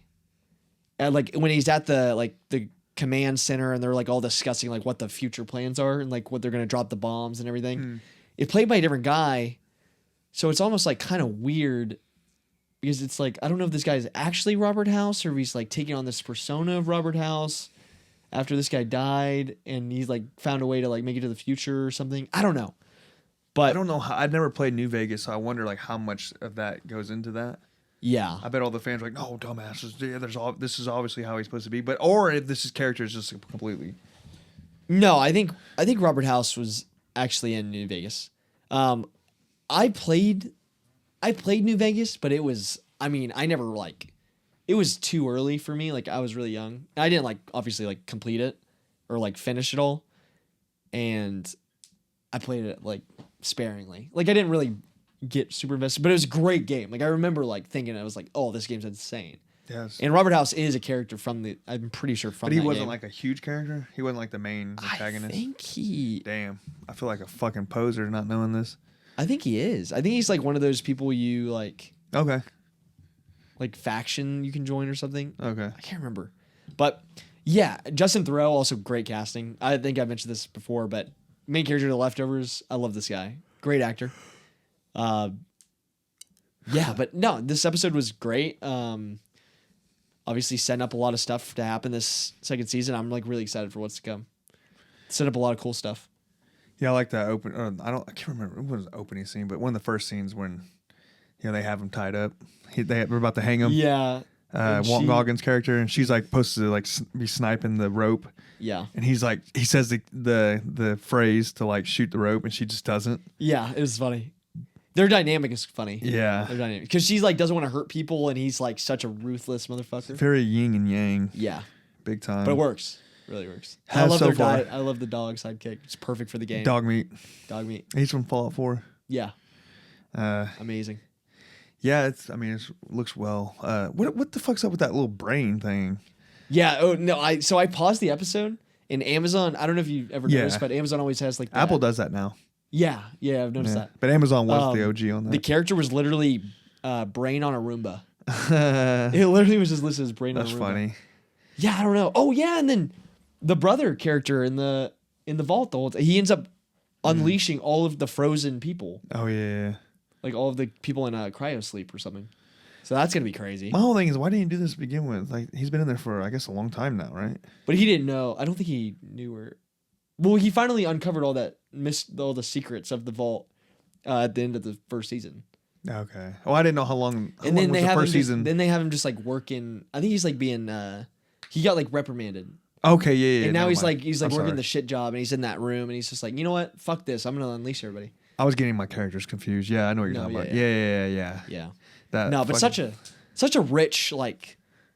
They've lore. done such a great freaking job adapting this game. Like just like all the wacky characters and stuff. It's perfect. Yeah, it's just like Fallout. It's so well made. You know, another thing I liked about this episode, where they really dive into like her quirkiness and like being nice, and then hit the opposite with Walton Goggins' character. It's like literally how you can play the game. You can play a character that doesn't like killing. Yeah, you can be sneak a fuck. around, You can be a fuck, or you can just go be around really just nice. fucking shit up. Yeah, you can really. That's literally, you can play the game however you want. Yeah, and that's kind of shows two different characters that you could play. yeah, and they're like together. the two main characters. Yeah. Yeah, But it's cool. Yeah. I wonder if that was like on purpose. And then you could also join the Brotherhood, be like Maximus. Yeah. Yeah. Great show. Highly Yeah. recommend. First Yeah. episode We'll be, was really good. Yeah, not too much happened. Like Yeah. Well, they're setting a lot up. they're setting a lot up, but we'll definitely like keep talking about the show as it goes And forward. we'll get more in depth with it. Yeah. When do they come out? What do you mean? Well, they kind of hit us with like a. Tuesday. What was that? I think that was a special thing. I don't know. I think it's Tuesdays. It was supposed to be Wednesdays, and then they were like, "We're gonna treat you on Oh, at least it might a be day Wednesday. early." It might be because Wednesday. it's supposed to come out 17th, and then there was like out of nowhere the day before they're like, "Tuesday today, it's coming out." Like Okay. you know. Yeah. Then probably is usually Wednesdays. Okay, I just want to make sure I didn't know like Yeah. what their plans were. Yeah. But okay, yeah, so that's cool. Something to watch. We can get into our reviews, which I'll go first, Hamnet. and then we can review Knives Out together. Okay. But I saw Hamnet. Spoiler free section. Yes. So obviously Hamnet, big Oscar contender this season, coming from Chloe Zhao, who obviously won Best Picture and Best Director for Nomadland. I think it was 2021, so like COVID year. And previously directed The Eternals, The Rider, great movie. I'm a big defender of Eternals in terms of like Marvel movies. And I really like Chloe Zhao. Nomadland was great. But her new film starring oh my God, I almost said Pedro Pascal. Paul Mescal, and Jessie Buckley as William Shakespeare and his wife. And it's basically kind of a movie about the loss of their son and how they deal with that grief. Sorry, we had a. We'll just sell this. Yeah. So we had a little interruption. The dog wanted to get in. Josie wanted to get in. She wanted to hear the review of Hamnet. No, but yeah, this Hamnet, going into it, I think I expected it to be kind of this big Oscar movie. It was kind of built up like that, and it honestly was exactly what I thought it was. But it was more genuine than what I expected. Like everybody was saying it was like cry porn, just like wants to get you down. That's what I've been hearing about it. Yeah, and it's a very sad movie, and it wants you to sit in the sadness and feel what it's like to grieve. But it's very genuinely made, and that's something I can give to Chloe Zhao, because I think every movie she's made, and like some people aren't big fans of Nomadland, but it's a very voyeuristic perspective that she takes in a lot of her films. And, you know, you kind of watch from the outside of like characters dealing with these things, and it's kind of what we're doing here. And in doing so, I think it is like really well done in terms of like how they portray the grief. It's very raw, like the emotions are very raw, and the characters are very rich without a lot of speaking. Like it's impressive that it's very Shakespearean, right? Because it's obviously about the making of how he ends up becoming inspired to create the play Hamlet, which is one of the greatest pieces of literature ever made, you know, or like plays, like theater experiences, anything, right? But manages to not dive too deep into being too Shakespearean to where it could really turn a lot of people off. Like this movie's boring. Yeah, like this movie's very like accessible. They're like, "Oh, thou she." Like, Yeah. They're not talking like that, are they? Once they start doing the play stuff, yes. But the actual fuck. no, but like there's not much of that in this movie. It's like mostly just the climax. But you're so, and I won't spoil it too much now because this is obviously not non-spoiler. But you're so invested in what's in like where the characters are at emotionally that stuff doesn't really bother you towards the end. You kind of give it a pass for that, right? Because you're watching scenes from Hamlet play out. But the performances across the board are incredible. Paul Mescal, I think, is definitely a lock to get nominated for supporting actor. Jessie Buckley is, I think, almost a lock to win Best Actress. Really? And she's amazing in this movie. She has so many big scenes of like, obviously, like, and I hate to say it, like the Oscar scenes of like her like crying and like having these giant outbursts and these like very conflicted, complex emotions, and she expresses them all so well. But the character herself was so good, like so well written, because you're watching her do a lot of things and you learn a lot about her and what she's like, and you understand why, you know, kind of in the way the movie goes, the direction, why her and William Shakespeare are so different in how they deal with their grief and like their lives and like what they do with it. So I like that aspect of it. And the kid actor who plays Shakespeare's son, Hamnet, fucking incredible. Oh, really? Like you really gotta give it to, when you can get a truly incredible kid actor performance out of a movie, and I'm not saying like serviceable, like something compared to like what we were talking about earlier, like the kids are great, but this kid's, it's genuinely like Oscar worthy. Like he won't get nominated, like, but he gives such, like, he's the heart of the film, and he, like, without him, this movie doesn't work. And his performance is so endearing, and he's really not in it that much, but you're so engrossed in like how kind of sweet and pudgy and cute he is, and like the way he speaks is so endearing, and you're so like sad once that, and this isn't a spoiler, like obviously we all know that he ends up dying because that's the plot of the film, but you know, I had no idea. really, I don't know anything but that's about it. like what it's, Yeah. that's like, I mean, that's like the basic plot, and it's like you're basically kind of, I don't know, it's hard not to be so emotionally like affected by Invested? the movie, and invested and affected at the end. Like I like, I'll kind of admit to you, like, I know I texted you right after this, I was like, I might be a pussy, but like I actually like kind of cried. Like it really like made me well up, but it's because the movie's so like effective, and it's like obviously trying to do that it's like it's hard not to feel that way because it's so good at like manipulating you to feel that way. But it does it in a genuine way that's like, it's not kind of like gross. Like I wasn't sitting there like, this is just cry porn. Like I didn't think that. Like I thought it was like, They just hitting you with like sad shit. yeah, like, it was just like genuinely like sad shit. And I think, I don't know, the way this movie deals with death and its perspective on what happens to you after you die is very unique and interesting and really cool. And I think it has a lot to say about like how we grieve and like how we perceive others' grief if it's not the same as ours. Mm-hmm. And it was just a great film. And I'm not gonna be mad. I don't think it's gonna win a lot of other Oscars other than maybe just Jessie Buckley. But this is a movie that definitely deserves to be at the top of everybody's list of the year towards the end.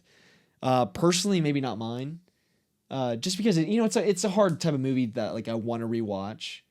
Like it doesn't have a lot of rewatchability for me in terms of like, because it's like you have to be in the mood to like want to watch something so sad, right?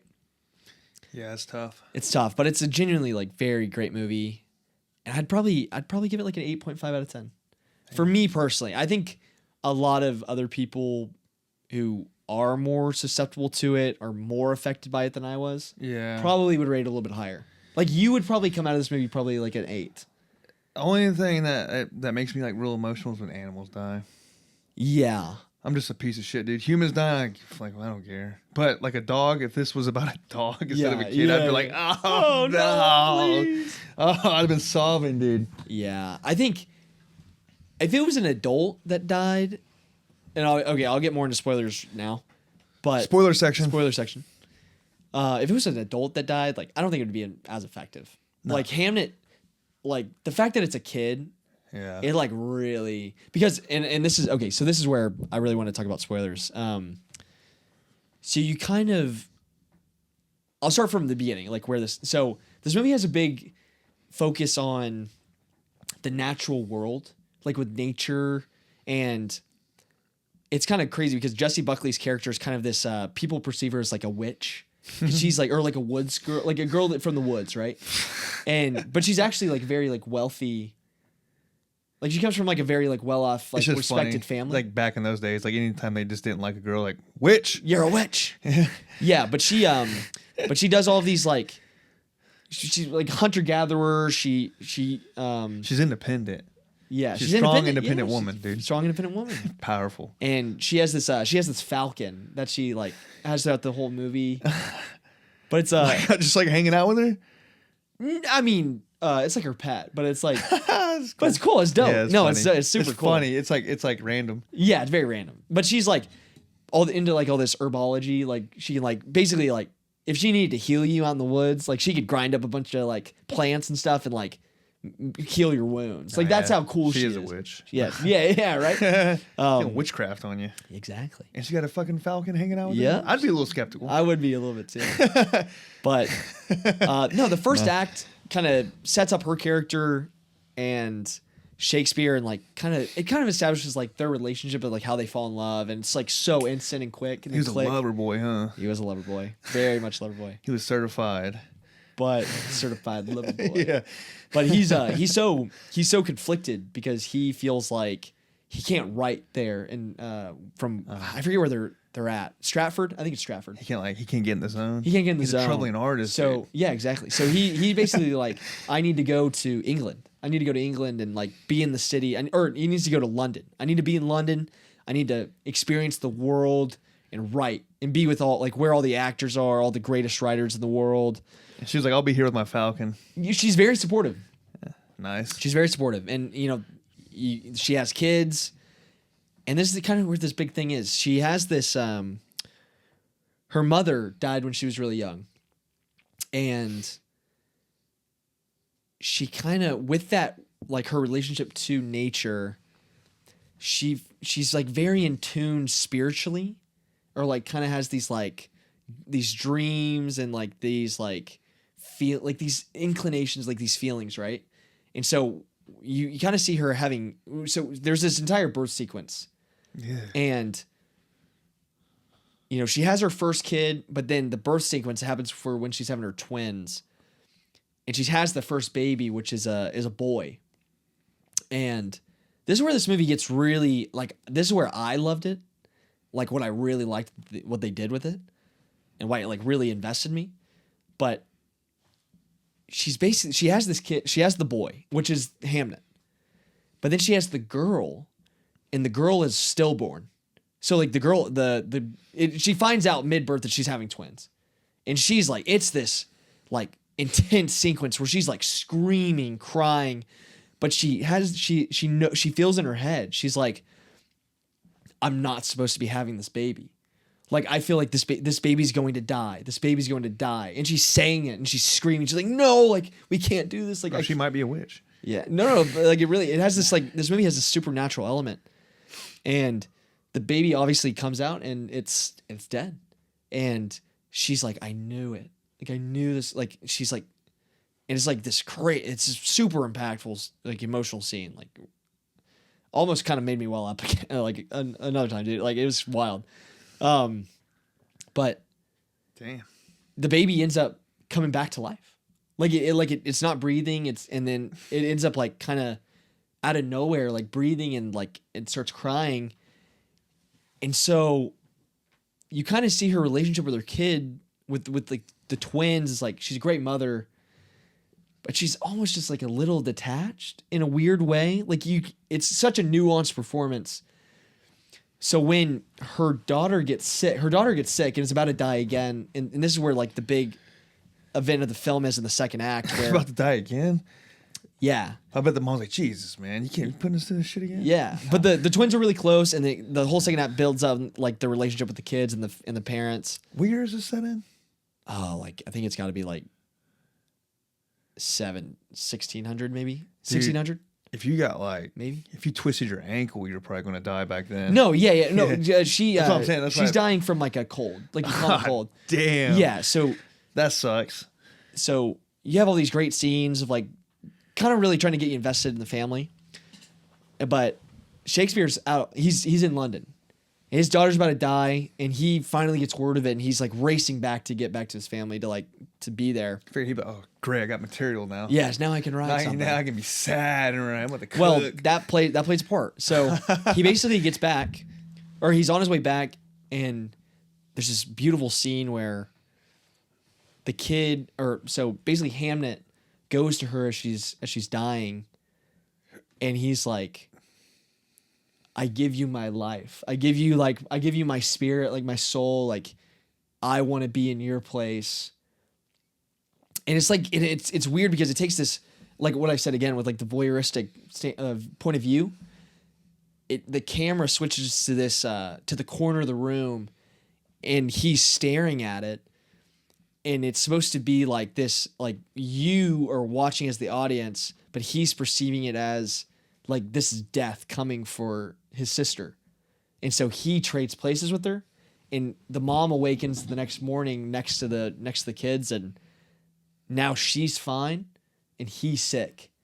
And he dies, and there's a... He's probably like, oh, fuck, I really didn't mean all that shit. I didn't mean that shit. Take it back. I take that shit back. I thought she was please. going to die. I was It's like, I was just trying to be nice, bro. Like, I was trying to, like, earn my way to heaven, like, being a good guy, but, like, you really took this shit too seriously. He's like, that fucking... So did she give him the cold? Because it's contagious? Basically, yes. But it happens so quickly that it's, like, it has that supernatural element to it, you know? Like, how it's, like, portrayed on screen. And but it can be explained at the same time. Yeah, but it can be explained at the same time. But it's really, and that's what's cool is like, in that way, like there's the supernatural element, but then there's also the explainable element. And I think like not directly, but it kind of is comparable to how Shakespeare and his wife, I think it's Anais or something. Fuck, I can't remember. You're right. We're bad with character names. Yeah, we're bad with character names. But he takes it like, I'm going to use my grief and express my grief through my art. And she is more like, she's so grief-ridden that she can't get out of it. And she becomes like just she's so like she's so disoriented from it, she never gets back. Damn. And there's like this really long death sequence of Hamnet dying, and it's just excruciating. How does he die? Of the cold. He dies of like his his whole body just shuts down. So he's just like no, he's like screaming, like he's like It's just like it doesn't cut away, and it's just so like heartbreaking. And the scene that really got me, is that his last moment? Yeah, and he died. He died. You watch him die, and Hamnet or Shakespeare gets home right as they're kind of basically right as that happens.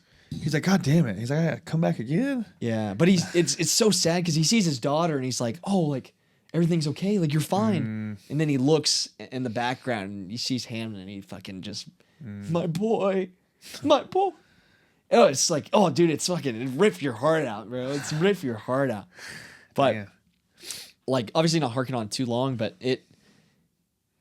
you see like how he gets inspired by his grief, and he's like, his wife perceives him as just being gone, not present. She hates him for not being there to say goodbye to him, like all this stuff. Justified. But it's like crazy because I don't know, he makes that play, and he basically, his wife doesn't want to go see it. But she gets word of it, and so she's like, I'm gonna go watch this fucking play, and like she's probably like, well, he might be something. I need to come around to this. He might be famous it wasn't now. like that. She knew he was like famous, like already. Oh, okay. Yeah, he's already famous by this point. Yeah, he's like everybody. No, it shows the Globe Theater, and like it's packed out. Like the nobility are there, but she goes basically trying to like. They let you know he's been cooking. Yeah, she's basically going to watch it to like tell him off, to like critique him, really? to be like this scene actually sucked ass. Yeah, she's like, how can you make a because I got you, the play starts and like how dare you? You would have thought this scene you would have thought this scene was so funny. But she's watching the play, right? And she's basically like no, the play's like starting, and she's like, they call the character Hamlet, and then she's like in the crowd and it's dead quiet, like basically in a movie theater. Heckled? And she's like, that's my son's name. Don't say his name. But it's played really well. But it's like, I know you would have found it really funny. Like kind of like corny. It's not corny. It's not, but it does as somebody who like. But is that why you think I would have thought it was funny? Yeah, you would have thought it was funny. Yeah. Come on. You would have thought it was funny. It literally made me cringe. So she didn't know this whole. I thought that was like the name of it. It's Hamlet. She knows it's inspired, but she doesn't know what it's like gonna be about. Like she doesn't know what it is. She thought like kind of like he's just using his name, like trying to like kind of just like profit off of it, I guess. That's on her. She should know better. I guess, but he was never around. She was gonna hate it regardless. He found it. She was like, but but that's the thing. That's where this is the big climax of the movie is she's watching the play unfold, and as she does, she sees how Shakespeare is dealing with this grief and like she comes around. the symbolism of it and like how gorgeous it is, and the whole play and the story is about a son like crossing over and into like death and being noble, and he has this whole sword fight, and it alludes to it a lot, but the kid loved to like sword fight with Shakespeare. Hey yo. Hey yo. Pals. No, but they're like they duel. That's like their bonding. Their bonding is they duel. And chill, bro. Chill. It's a sweet moment. I'm back. It's a sweet moment. Oh, dude. But I'm with you. he has this whole like complex like fight sequence, and it's like really well done. And you see him in like I had to read Hamlet in school, and I had to read it like twice throughout school, and so I'm like really familiar with it. But there's like a specter, like a ghost character, in the movie or in the play, and like chilling. And Shakespeare plays it, but he's basically playing. Like, I think it's supposed to be kind of like his soul dying and like this is how, because the ghoul or like the wraith, it's a wraith. That's what it's called. It's a wraith. The fuck is a wraith? A wraith. It's like a ghost. It's like a ghost. It's just like a fancy. Just a bougie way of saying a wraith. Yeah, it's a rich ghost. Yeah, it's a ghost of a rich guy. Fancy ghost. Yeah. Boo. Boo. No, but the wraith in the play speaks to Hamlet, and it's weird because you see that's kind of like him being able to speak to his son through the art. And as the play finishes, and it's like, you get the big Shakespearean monologues, the ending of the play, and you get to watch it. It's really cool if you've never seen Hamnet or read it. No. It's cool to see because it is great literature in general. But it switches to kind of this surrealist, because the whole movie's kind of surreal a little bit. It has like that surreal sure. supernatural element, but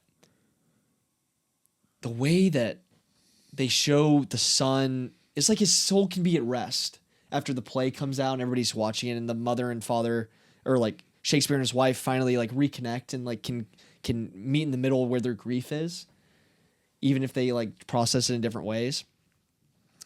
The son like passes through. There's the set, but then there's a doorway, and it's a black. Like you can't see through it, and he like basically walks through it at the end of the movie, and the wife or the mother basically watches it happen. Baby mama. Shakespeare baby mama. No, but there's also this scene at the very end where like Shakespeare dies. Or not Shakespeare died, but Hamlet dies in the play, and the actor's acting it out, and there's a shot, and it's him on the ground kneeling, looking up into the sky, but it takes the shot from his back, and you see the entire crowd like watching it, and it's one of the best shots I've seen in a while. Like it's iconic. It's so well done. But another way that this fucking scene gets you is like he's dying, and then the wife like reaches out and grabs his hand, because like that's her like grabbing her son, but it's really like the actor. And then everybody else in the crowd like sees her do that and puts their hand out. And it's like they're just into it. Yeah, it's just like they're so affected by it.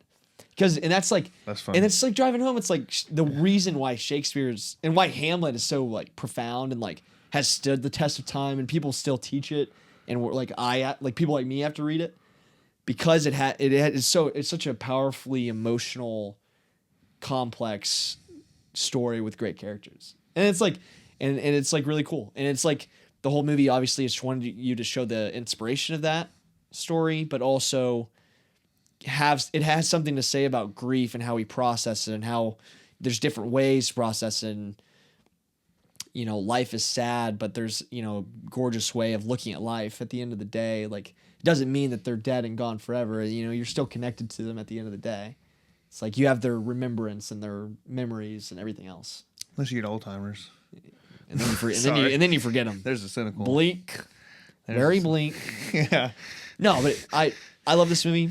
Very good. My girlfriend, I literally asked my girlfriend at the end when we were walking. I was like, what would you rate this movie? She's like, oh my god, I was like a 9.5, 10. You're like E. I was like, 8.5. I'm giving it an 8.5. No, but definitely recommend this if you're looking for a good cry movie. You're like a good date night movie. Even it is not a date night movie, but like this is something that the girlies will love. Girlies love this like emotional stuff, you know. Yeah, so it's a heavy movie. It's a heavy movie. There you go. Very heavy. Yeah, like you said, if you're wanting to like cry. Yeah, if you're wanting to cry, like, yeah, if you're dealing with something emotionally, go get your cry on, bro, with a crowd. Everybody else will be crying. No, I was walking out. Really, there's a crowd. There was a lot of people in my really. theater. Yeah, I didn't mean that like negative way. I didn't But seem like a big movie. Everybody was crying, dude. It was no like. Well, everyone's going to see it, or like in they're I was walking out of the movie theater, and there's a woman walking out like straight across from me on the other side of the movie theater, like in the hallway. They kind of gave each other like a.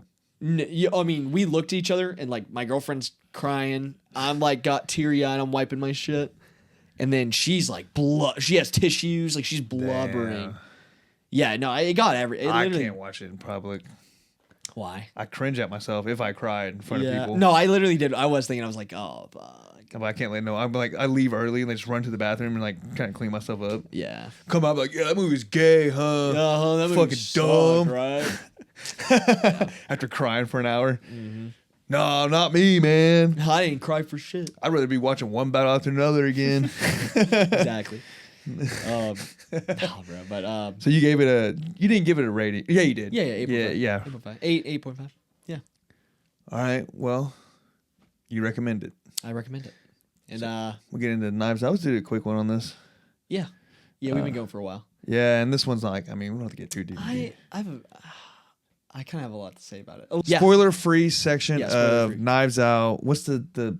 part? Knives Out. Dead man walking? Or? No.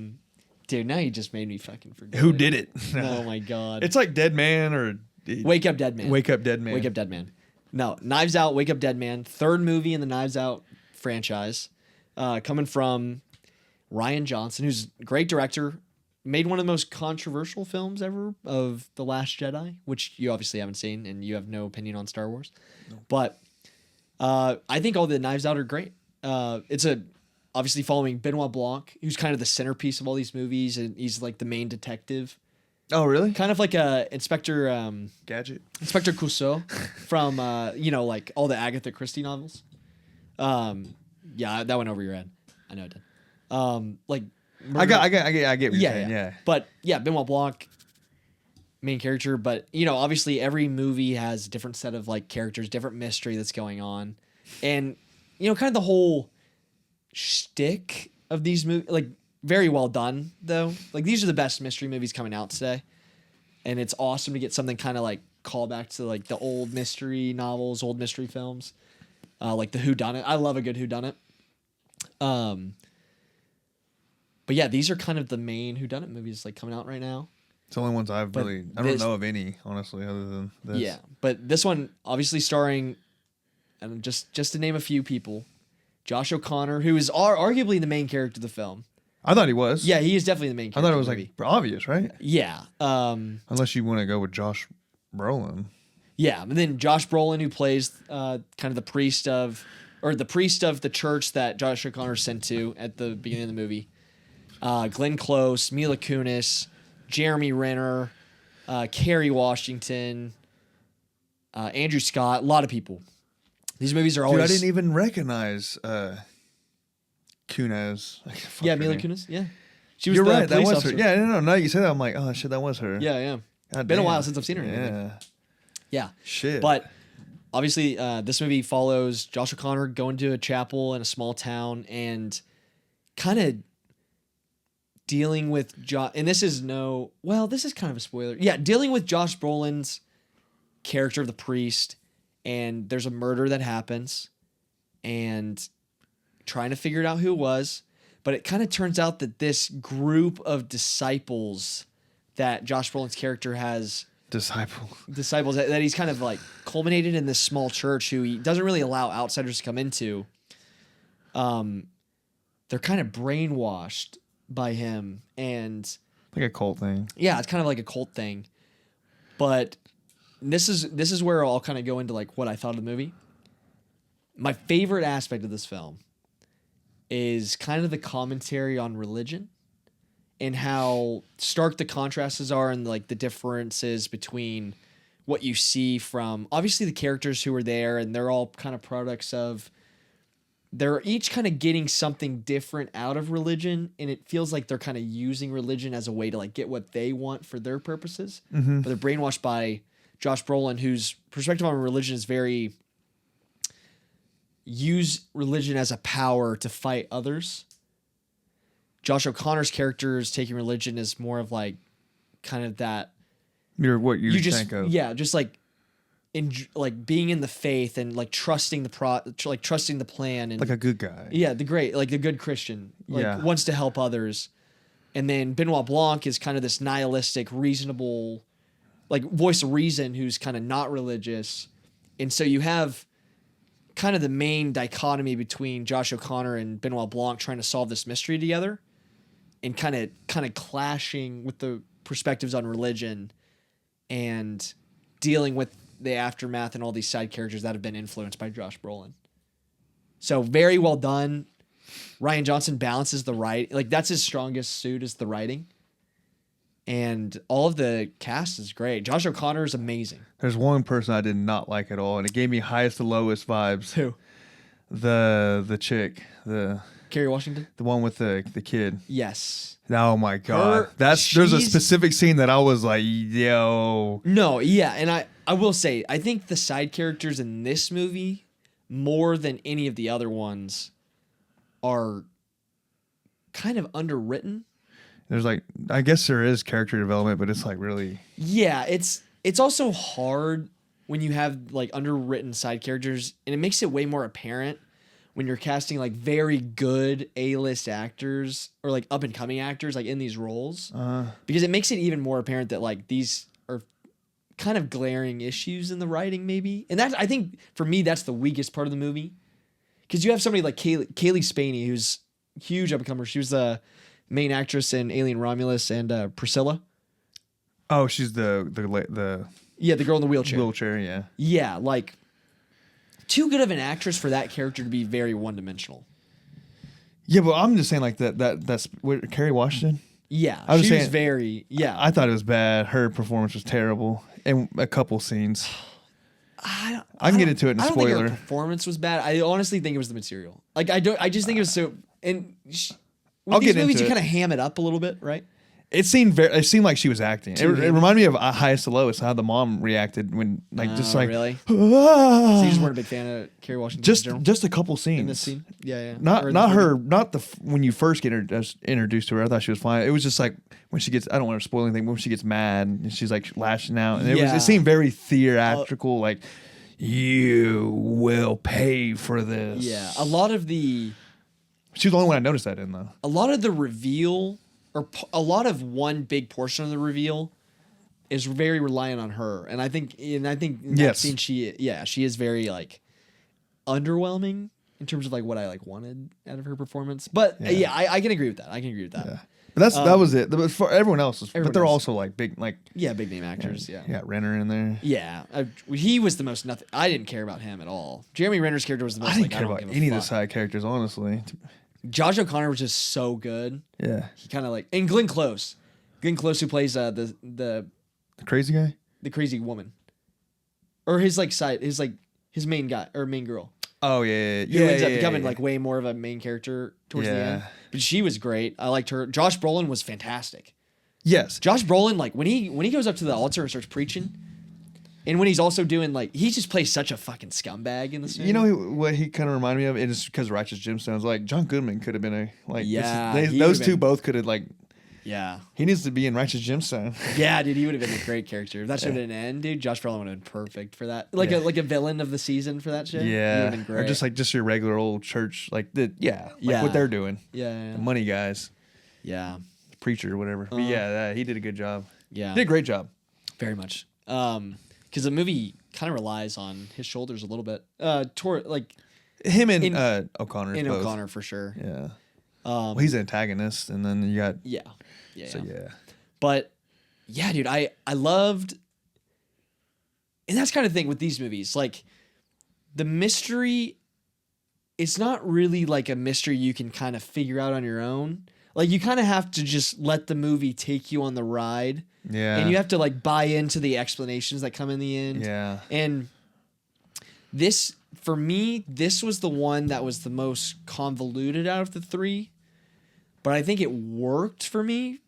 And I really enjoyed it because it was so like outrageous and like convoluted that I was kind of like, this is so wacky. I kind of love it. See, that's when the third act is when I started to fight. It was too wacky for And me. I think that's where a lot of people's issues have been. Oh, really? Is that third act, yeah. Okay. Yeah, it just got to the point where I was like, all right, this is a little getting off the wall. Yeah, I've seen a lot of people criticizing the movie for being like, there's a really good movie about Josh O'Connor's character and like what he's doing and everything that he's going through, and then it's kind of mashed with like a Knives Out film. Okay. And I don't mind it because I love the whodunit, and I'm like, if you can merge these two stories and like give me whodunit while also like giving me something engrossing to like care about. Yeah. Like that's not just Benoit Blanc solving a mystery. Like you're doing a good job. I feel like that's like you got to get credit for that, right? I didn't hate it. Yeah, no, Yeah. yeah. I had fun with it. It just wasn't like, there wasn't a moment where I was like, oh shit, what? You know, I was just kind of like, all right, I guess this is happening. Or not in a bad, I don't know how to explain it. I just wasn't wowed. Yeah, no, I get that. But I can see how like it could be fun, you know? Like I didn't hate it. Yeah. And the ending, you know, I said like the ending kind of drug on. I think, I'll give some credit and be like, I had to piss so bad, and it just kept going on. I was like, fuck, dude. No, it did. Because I wanted to see how it actually ends, and I'm like, God damn, It did dude. feel like it was going to end a couple times. Bro. But everything that does happen, I liked. Like every little like scene that kept going, I did enjoy it. And it like added more to the film overall, I think. So it's like that's the only reason I like give it a pass for that. Mm-hmm. But some movies I hate when some movies do that. Definitely. But we can go ahead and rate it and we can get into spoilers because I know we. I think I gave it a 7, a solid 7, not a negative. Yeah. If anything, I'd go up to 7.5, but I feel comfortable with the 7. Yeah, I'd probably be like a 7.5 to an 8. Yeah. Yeah, Bro, you said 8.5 when you text me. I did. Well, I was like, that's crazy. You know what? I'm closer to an 8. I'm definitely an 8. That's still wild to me. I'm not an 8. But for me, like, I love mystery films and stuff. This is something I would put on. You ended up there This with is a very dude. Thanksgiving-esque movie. Like, Yeah, the Knives yeah. Out films are very, like, this is something I'd throw on, like, every Thanksgiving. Like, one of these movies. I'm not a huge fan of Glass Onion, the second one. But the first and this one, I think are very, like, the first one's I think the first one's going to be a classic one day. Okay. Like, it's one of those movies that's, like, I think it'll stand the test of time. Like, people love that film. Yeah. And I think it's great. Like, I'd give that movie probably, like, a 9, 9.5. Damn. Yeah, I love the Jesus first Knives Out. Christ, bro. No, That's masterpiece level. I love Knives Out for number one. Damn, okay. But this one's like, yeah, obviously like an 8. Yeah. Spoiler section. Spoiler section. Yeah, we don't gotta harp on it too long. We can talk about the big climax, like kind of the reveal. Well, that's the third act. Yeah, the third act. But I wanna focus on one scene that I think was brilliant. Before the third act? Before the third act. Okay. That I genuinely think it's like one of the best pieces of writing I've seen in a long time. So it's the scene where they're in the office, right? And then they're all in the midst. That's a good scene. They're all in the midst of solving the mystery. That's a great scene. And it's kind of like another wacky side character because Josh O'Connor calls this like excavator company to like get information about who ordered what. And you're like, the music's ramped up and it's like really enticing. You're like, oh, like just get to the point, lady. Like quit yapping. Like we want to know what, like who ordered this shit. Like I'm ready to hear part of the mystery. And the music kind of fades, and she like, and just like the way it flows from like tone was so well done. Well, he's also like he's portraying the audience too. He's Yes. kind of like, yeah, come on, Yes. give me the answer. Okay, thank you. All right, I gotta go now. She's like, but wait. Yeah, and like I don't think it was jarring at all the way it switched. Like I think it was so well done. The way it like Yeah, I didn't mean it like that. I just meant like no. I'm not saying yeah. But basically she's like, while I have you on the phone, will you pray for me, Father? And like kind of talks about like her. I think it was her mother. Her mother died. Their last conversation, like she called her like. Yeah, Like they just had some a hateful falling shit, out. yeah. And she was like, I'm afraid that's the last thing she's going to hear from me. Yeah, and it gets really real Yeah. and raw, And you can see him coming back down, like, oh yeah, at the end of the day, I'm a priest. I'm a priest. Like this is my like, purpose. Yeah, and like, it snaps him back to reality. Like, what's more important? Like, Yeah. to me, that's what I was thinking. Yeah, and it's like, and he. I mean, that's a testament to like Josh O'Connor's acting is like, and I've been throwing this word around a lot recently, or this pod, but like genuine, like it's so real. Like you could see like he played the priest aspect of the character so well, Yeah. like very, very authentic. And the detective, I forgot his name already, but Yeah, Daniel Craig. you could tell that even he kind of got the situation because he was like, he could feel what was going on and kind of let him, oh yeah, go ahead, Yeah. go pray for her or whatever. Exactly. You kind of just have that change of like, obviously like that change of perspective where like the rest of the movie, Josh O'Connor doesn't want to be a part of the mystery, but obviously he's pulled back in by what happens. But yeah, I don't know. It's just really cool. It was really cool. Okay, since we're on spoilers, I had something to ask because I did take a piss at one point. Yeah. I kind of got confused a little bit. I thought he was like admitting to killing the guy. And he's like, I'm going to hurry up and admit. But then it ends up not being him. So I'm like, what the He fuck? admitted to hiding the flask. Okay. Because that ended up, people thought that he killed him because he hid the flask. So he wasn't going to admit that he murdered Yeah. him. He was going to admit that he tampered with evidence. Yes. Okay. Yeah. That makes, okay. Just wanted to clarify that with me. Because I thought, I was like, no, what? So basically the big reveal.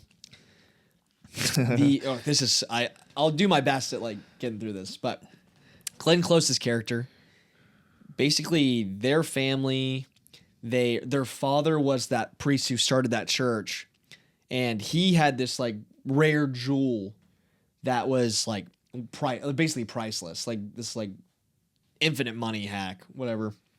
And basically he hides it, he swallows it, dies, and basically wants nobody to have that wealth. Like he wants to die with it, basically like out of like a religious perspective. Like he's like, this is creating greed in my like life, like my family, my life.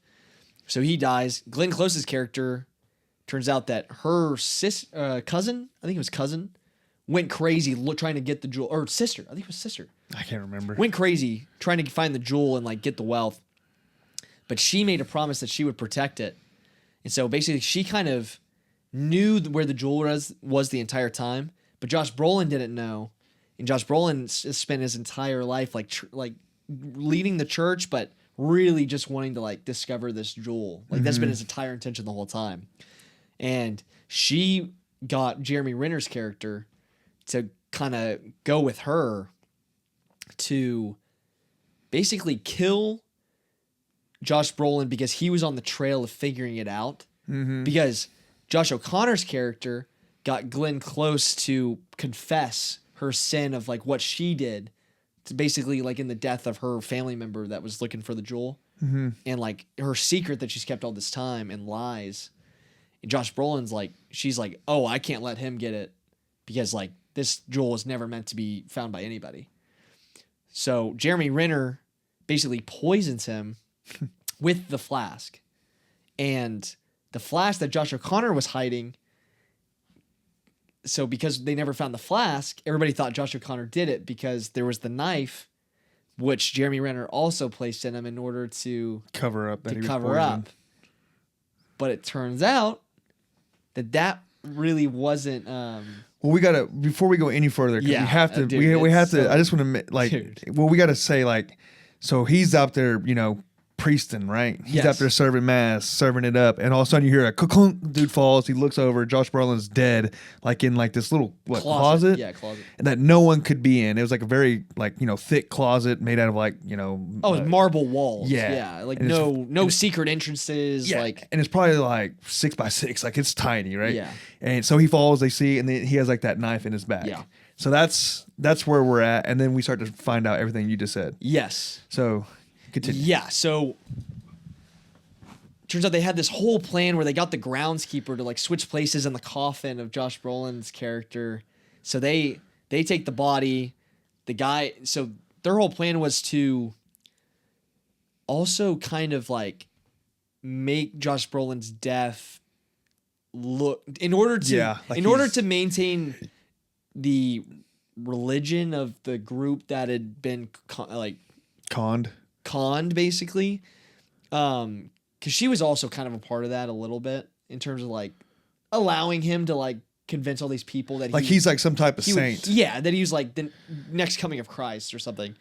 So they kind of frame it as like he's resurrected, comes out of the tomb that has no way to get inside of except from the inside. So it only could have been him. Turns out they switched his body with the groundskeeper.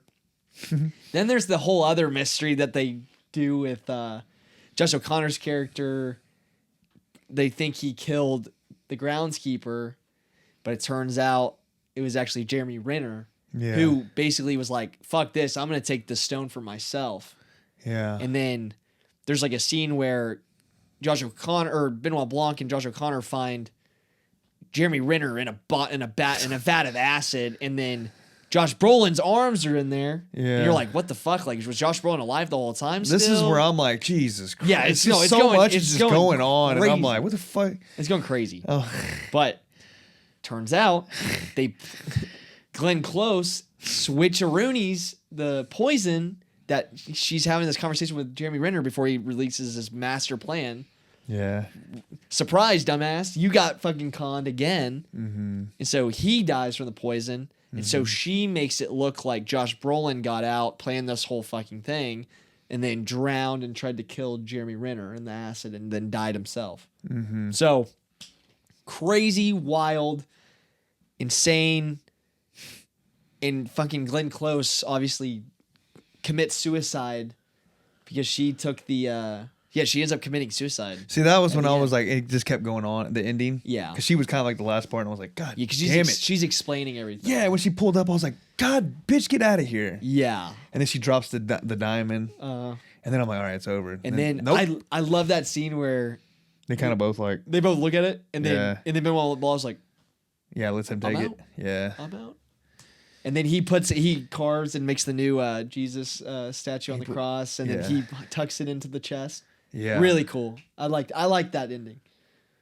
Oh, that was Yeah. awesome. Yeah, no, that.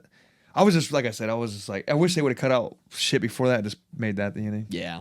It's kind of an outro, or what do you call, epilogue? Yeah, epilogue. At that point. Epilogue, for sure. That's just an excuse for a long ending. Yeah. Yeah, right. Yeah. Every movie's excuse for a long ending. It's an epilogue. Yeah. Yeah.